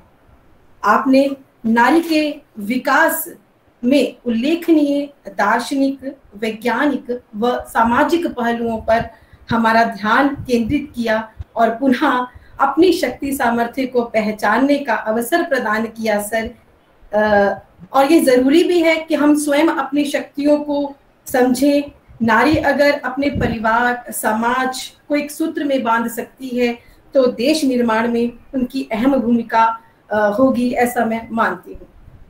सर, हमने नारी विकास से जुड़ी हुई विभिन्न चर्चाओं में भाग लिया और सुना, पर जिस तरह आपने आज व्याख्यान प्रस्तुत किया, सच में सामर्थ्य शक्ति के साथ जीवन जीने का मन कर रहा है, क्योंकि मैं स्वयं एक स्त्री हूँ। मुझे लगता है कि स्त्री हमेशा अपने पारिवारिक दायित्व या फिर जहाँ वो कार्यस्थल में कार्य कर रही है, उनके साथ जुड़े हुए जितने भी लोग हैं, वो हमेशा केवल दूसरों को आगे ले जाना और आगे बढ़ाने का जो है एक जज्बा अपने दिल में रखती है, और कहीं ना कहीं ये भूल जाती है कि उसे अपनी शक्ति को भी ध्यान में रखना है, पहचान रखनी है अपनी। तो सर, जब आप जैसे विद्वानों के मुंह से हम पुनः नारी के प्रति इतनी प्रशंसा और ये सब सुनते हैं तो एक लगता है कि एक जीवन संचार शरीर में हो जाता है। सर आपका बहुत बहुत धन्यवाद, आभार सर आपका बहुत बहुत धन्यवाद सर। हमारे इस महत्वपूर्ण कार्यक्रम की अध्यक्षता कर रहे हमारे आदरणीय प्रोफेसर एडीएन वाजपेयी सर जी ने यह बताया, अध्यात्म का ज्ञान, जो कि सर आध्यात्म गुरु भी हैं, उन्होंने आत्मा के विषय में बताते हुए बड़े ही सुंदर शब्दों में ये कहा कि स्त्री और पुरुष की आत्मा जो है वो एक समान है। सर आपने सभी विषयों को अच्छी तरह से विश्लेषित किया और महत्वपूर्ण संदर्भों के साथ सभी संदर्भों को समायोजित किया और हम तक आपकी बात पहुंची सर। हम कालिंदी महाविद्यालय संस्कृत विभाग की ओर से आपको प्रणाम करते हैं और हृदय से आपका धन्यवाद ज्ञापित करते हैं sir. Thank you so much sir. परम श्रद्धेया हमारी प्रेरणा स्रोत, हमारा मार्गदर्शन करने वाली और जिनके सानिध्य में हम सुरक्षा का अनुभव करते हैं, हमारे महाविद्यालय की संरक्षक श्रीमती रजनी नागपाल जी को संस्कृत विभाग की ओर से बहुत बहुत धन्यवाद। मैडम के लिए मैं ये कहना चाहूंगी कि जैसे ही मैंने मैम को कार्यक्रम के विषय में बताया, उन्होंने हमारे आमंत्रण को न केवल सहर्ष स्वीकार किया अपितु किसी प्रकार की औपचारिकता के लिए मना कर दिया। मैडम, यह आपका प्यार है संस्कृत भाषा के प्रति और संस्कृत विभाग के लिए। आपका आशीर्वाद ऐसे ही विभाग पर बना रहे, ऐसे ही विभाग पर बना रहे मैम। आपका बहुत बहुत धन्यवाद। इसी श्रृंखला में आगे बढ़ते हुए मैं हमारी परम आदरणीय कर्मठ प्रधानाचार्य डॉक्टर नैना हसीजा जी का सहृदय धन्यवाद व्यक्त करती हूँ, जिन्होंने इस कार्यक्रम के आयोजन के लिए न केवल हमें प्रेरित किया अपितु हमारा मार्गदर्शन भी किया। थोड़े से समय में मैम ने प्रधानाचार्य के पद को संभालकर और विशेष कार्यक्रमों का आयोजन कर और छात्राओं के प्रति जो है एक नई नई प्लानिंग के साथ मैम जो है कार्य कर रही हैं। तो ऐसा लग रहा है वास्तव में कि जो कि बहुत ही सराहनीय है। थोड़े से समय में मैम ने इतना कुछ कॉलेज में बदलाव किया और अपने तरीके से जो है काम किया और देख रही हूँ कि सभी डिपार्टमेंट जो है किसी न किसी तरीके से जो है कॉलेज की उन्नति को ध्यान में रखते हुए कार्य कर रहे हैं। मैडम, आपका बहुत बहुत धन्यवाद। आपका आशीर्वाद विभाग पर दिन प्रतिदिन बना रहे, ऐसी कामना है। आज के कार्यक्रम की समन्वयक डॉक्टर दिव्या जी, जिन्होंने आगे बढ़कर कार्य को करने का निश्चय किया और यहाँ तक लेकर आई, आपका मैम बहुत बहुत धन्यवाद। और प्यार, मैं प्यार दूंगी क्योंकि मेरी आशा है कि आप जल्दी ही जो है हमारे साथ जो है रहें और इसी प्रकार आप विभागीय गतिविधियों में अग्रसर रहें, ऐसी मेरी मंगल कामना है। IQAC कॉलेज की जो टीम है उनका भी मैं धन्यवाद करना चाहूंगी, क्योंकि वो हमें समय समय पर जो है कहती रहती हैं कि आप कोई प्रोग्राम कराएं। तो मैं इसके लिए IQAC टीम का भी हृदय से धन्यवाद करती हूँ। कार्यक्रम के सहसंयोजिका डॉक्टर निशा गोयल जी, जो कि विभाग की वरिष्ठ प्राध्यापिका होने के साथ साथ हमारी प्रेरिका भी हैं, उनका भी मैं हृदय से धन्यवाद करती हूँ। सह संयोजक डॉक्टर देशराज जी, जो कि संस्कृत साहित्य परिषद संस्कृत विभाग के सह संयोजक भी हैं और पूरे साल छात्राओं की गतिविधियों में सक्रिय रहते हैं, आपका भी सर हृदय से आभार। टेक्निकल टीम, जो कि महत्वपूर्ण व्यवस्था है किसी भी वर्चुअल कार्यक्रम के लिए, शायद इसके बिना कार्यक्रम को गति मिलना संभव नहीं है। इसके लिए मैं अपने बुद्धिस्ट विभाग के श्रीमान सनी सिंह जी का, दिव्या का और अंकुर आनंद जी, जो कि फिजिक्स डिपार्टमेंट से हैं, उनका, गैर शिक्षण कर्मचारी श्रीमान विनय भूषण जी का, भावना जी का बहुत बहुत धन्यवाद करूंगी, जो कि पिछले 2 दिनों से टेक्निकल डिफिकल्टीज के साथ जूझ रहे हैं और उसको लास्ट में आधी रात में उसे पूरा करके जो है बता रहे हैं कि वो जो प्रॉब्लम थी वो सॉल्व हो गई। तो वास्तव में ये चीज जो है सराहनीय है। आपका बहुत बहुत धन्यवाद सनी सिंह जी। अंत में संपूर्ण संस्कृत विभाग कार्यक्रम में सम्मिलित सभी प्रतिभागियों का बहुत बहुत धन्यवाद, जो एक अच्छे नंबर के साथ इस कार्यक्रम की प्रतिभागिता का हिस्सा बने। संस्कृत साहित्य परिषद की सभी छात्राओं साक्षी, स्नेहा, आकांक्षा और प्राप्ति, आई थिंक प्राप्ति, सभी बच्चों का सहयोग मिला। सभी को उनके द्वारा दिखाई गई भागीदारी के लिए बधाई देती हूँ और उनके मंगल भविष्य की कामना करती हूँ। किसी भी कार्य की संपूर्णता केवल एक व्यक्ति पर आधारित नहीं होती, इसलिए धन्यवाद ज्ञापन में कोई छूट ना जाए, इसके लिए प्रत्यक्ष और अप्रत्यक्ष रूप से आप सभी का कोटि कोटि धन्यवाद सर। मैं कुछ पंक्तियां बोलकर अपनी वाणी को विराम देती हूँ, क्योंकि इतना हमने जो व्याख्यान सुना उससे मुझे लगता है कि हमारे जो अंदर जो कॉन्फिडेंस है और भी ज्यादा जो है वो बढ़ गया है। तो मैं 2-3 लाइनों से अपनी वाणी को विराम देती हूँ सर। महिला वो शक्ति है, सशक्त है, वो भारत की नारी है। महिला वो शक्ति है, सशक्त है, वो भारत की नारी है, ना ज्यादा ना कम में बराबर की अधिकारी है। Thank you so much sir, thank you so much sir. आपने अपना कीमती समय निकाला और संस्कृत विभाग के बच्चों को और हमें आशीर्वाद दिया सर, आपका बहुत बहुत धन्यवाद। इसी बात से मैं अपनी वाणी को विराम देती हूँ। ओवर टू यू दिशा जी। धन्यवाद मैम। मेरी आवाज आ रही है? जी जी धन्यवाद। जी जी धन्यवाद मैम। कोई क्वेश्चंस आया हुआ है? अभी तक नहीं आया था, परंतु कोई क्वेश्चंस पूछना चाहते हैं Janhvi Ojha ji, you can ask any question sir.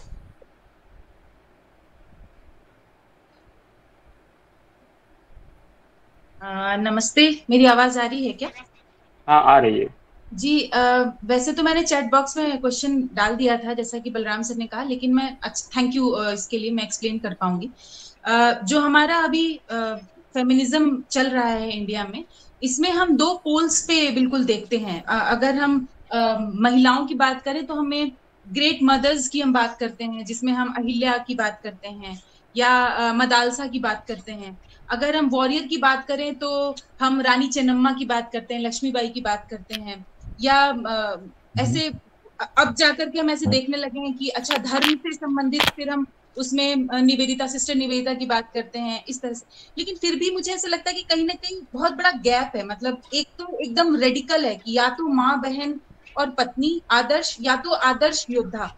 बीच का जो पूरा रेंज है हमारा ना, कि अच्छी शिक्षिका कौन हुई, अच्छी एकेडमिशियन कौन हुई, या अच्छी मैनेजर्स कौन हुई अलग अलग प्रोफेशन में, उस पर मुझे लगता है कि थोड़ा सा हम कम चर्चा कर पाते हैं। तो अगर इससे संबंधित थोड़ा आप सजेस्ट कर पाए कि हमें क्या पढ़ना चाहिए, तो आपका आभार होगा।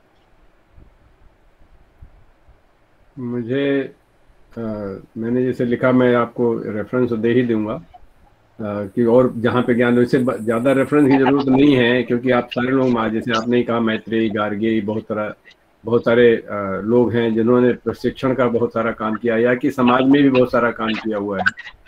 हमारी समस्या ये नहीं है जानवी, हमारी समस्या ये है कि we are defined by somebody else. So we all भी, जैसे आपकी बात एकदम सही है, we respond, we never have our own initiative. In English we say that we respond, you know, somebody tells. एक गधे वाली कहानी है ना, कि गधा और बच्चे को साथ जा रहा था, तो पहले गधे पे बैठा, फिर गधे को सर पे रखा। मतलब we are always responding to somebody else, and that is why what you are seeing is what you are seeing, because we do not have our own narrative, and the reason we do not have our own narrative because we do not have our own framework. अभी I don't know whether I told this ना, because मैं बहुत सारे चीजें बोलता रहता हूँ। अभी हाल में मैंने फेसबुक पे एक प्रश्न रखा और महिलाओं से रखा, माताओं से रखा कि would you like for your kids, would you consider your duty to be more important or your right to be more important? 97% महिलाओं, उसमें 90% western women, they all rode they consider their duty to be most important. अभी ये duty और right का जो framework है वो western world ने राइट का रखा। अभी प्रिंसिपल मैम ने भी बोला ना कि हमारे राइट्स को ऐसा we mean well, that's what we mean. But जैसे मैंने कहा कि हमारे पास राइट तो को जो देगा तो ले लेता है, ये राइट का पूरा आइडिया जो है वो वेस्टर्न कॉन्सेप्ट है। हमारे यहाँ पे अंग्रेजों ने हमारे जमीन पे किसी का नाम नहीं होता तो उन्होंने किया कि दिस इज योर जमीन, आपकी है, और इसलिए कि उसे उनको टैक्स कलेक्ट करना था, इसलिए नो अदर रीजन। तो जब कोई राइट देता है तो राइट ले लेता है, ये चीज हम भूल जाते हैं। और ड्यूटी जो हमारी है वो कोई ले नहीं सकता, क्योंकि ड्यूटी, और भारत जो है इससे, भारत ही नहीं, ये इंसानियत है।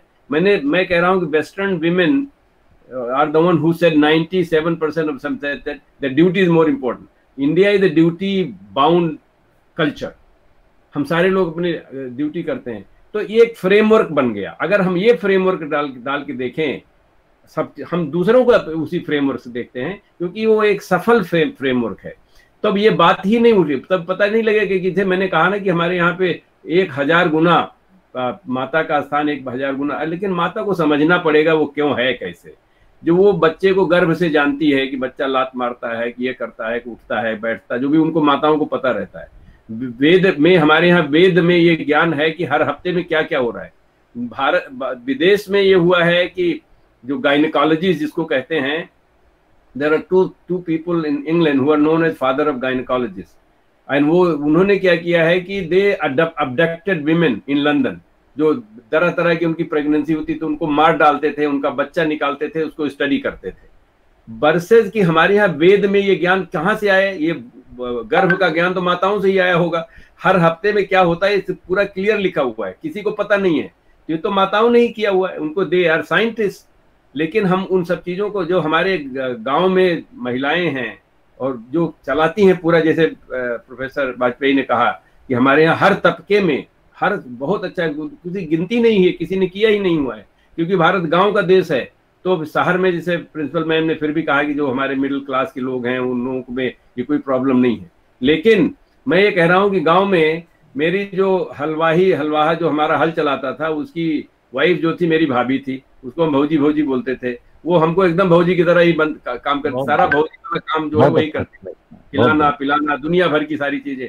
अब वो हमने तो सीखा, हमारी भौजी तो वो थी, हमारी उसमें मझला भौजी थी, छोटका भौजी थी, दुनिया भर का भौजी थी। वो कहने के लिए तो हरिजन थी, लेकिन वो संबंध तो वो हमारे बने हुए थे ना। तो ये सारी चीजें कहाँ, और अगर आप उनका नाम ले लेते तो डांट पड़ती थी घर में। हाँ नहीं, नाम तो ले ही नहीं सकते हैं, काकी नाम तो ले ही नहीं, जो भी हो, वहाँ तो कोई भी हो। तो मेरा कहने का मतलब जानवी ये है कि हमको हर तबके की चीजें, हमारी इतनी बड़ी थाती है, इतना पुराना देश है, उसमें बहुत सारी चीजें हैं, तो हम क्या करते हैं कि वी जस्ट ओनली रिस्पॉन्ड।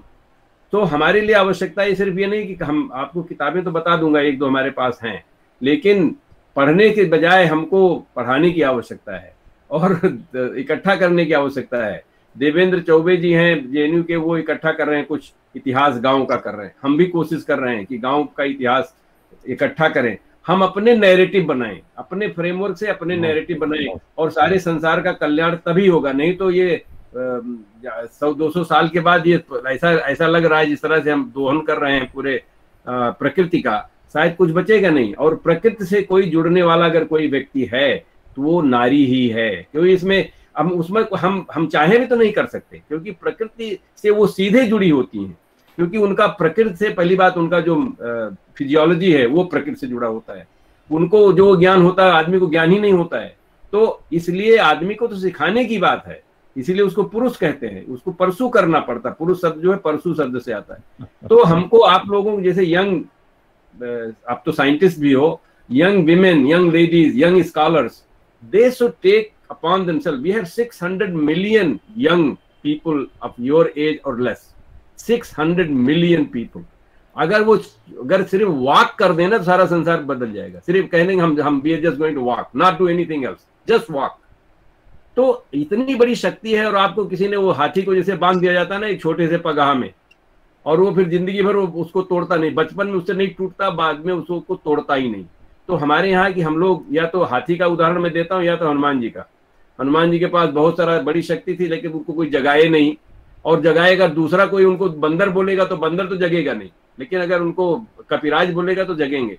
तो हमारे भारत की इतनी बड़ी, I do not want, I mean I have lot of problems with women the way they behave, तो we need to discuss, that's why I am talking that उनको उसका भी potential है, you know, unless you realize your potential you not going to be anywhere. मैं chemistry का professor हूँ, अगर हम मुझसे पूछिए कार्बन डाइऑक्साइड कुछ नहीं मालूम है तो क्या बोलेंगे आप? भी बोलेंगे कबाड़ा आदमी है, केमिस्ट्री का क्या प्रोफेसर है।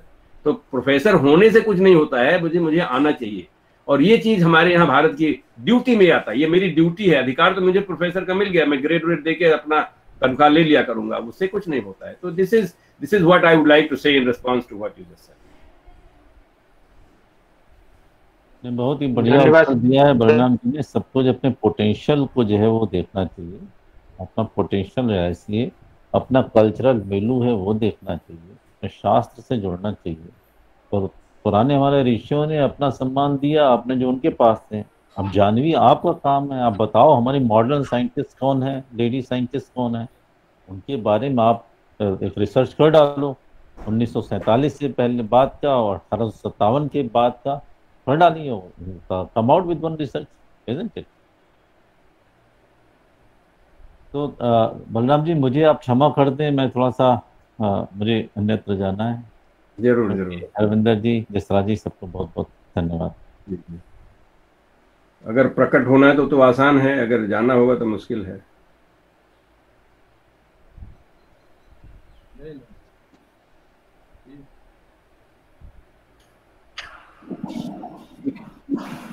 Harvinder ma'am, Deshraj sir disconnect हो गए हैं।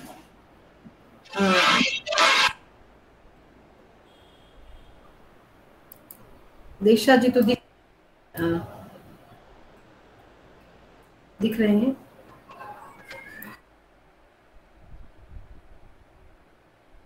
हेलो, हाँ जी, शुरू करें देशराज जी।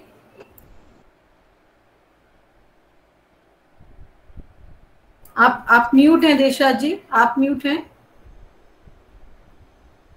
अनम्यूट कीजिए अपने आप को देशराज जी। अब मैं शांति पाठ हेतु करता हूँ, वे शांति पाठ करने की महान कृपा करें। जी जी, डॉक्टर शिव कुमार जी। नहीं, मेरी आवाज तो जा रही है? हाँ हाँ जी, हाँ जी, आवाज आ रही है मेरी? हाँ जी। सभी को सादर नमस्ते। जी नमस्ते। ओम द्यौः शान्तिरन्तरिक्षं शान्तिः, पृथिवी शान्तिरापः शान्तिरोषधयः शान्तिः, वनस्पतयः शान्तिर्विश्वे देवाः शान्तिर्ब्रह्म शान्तिः, सर्वं शान्तिः शान्तिरेव शान्तिः, सा मा शान्तिरेधि।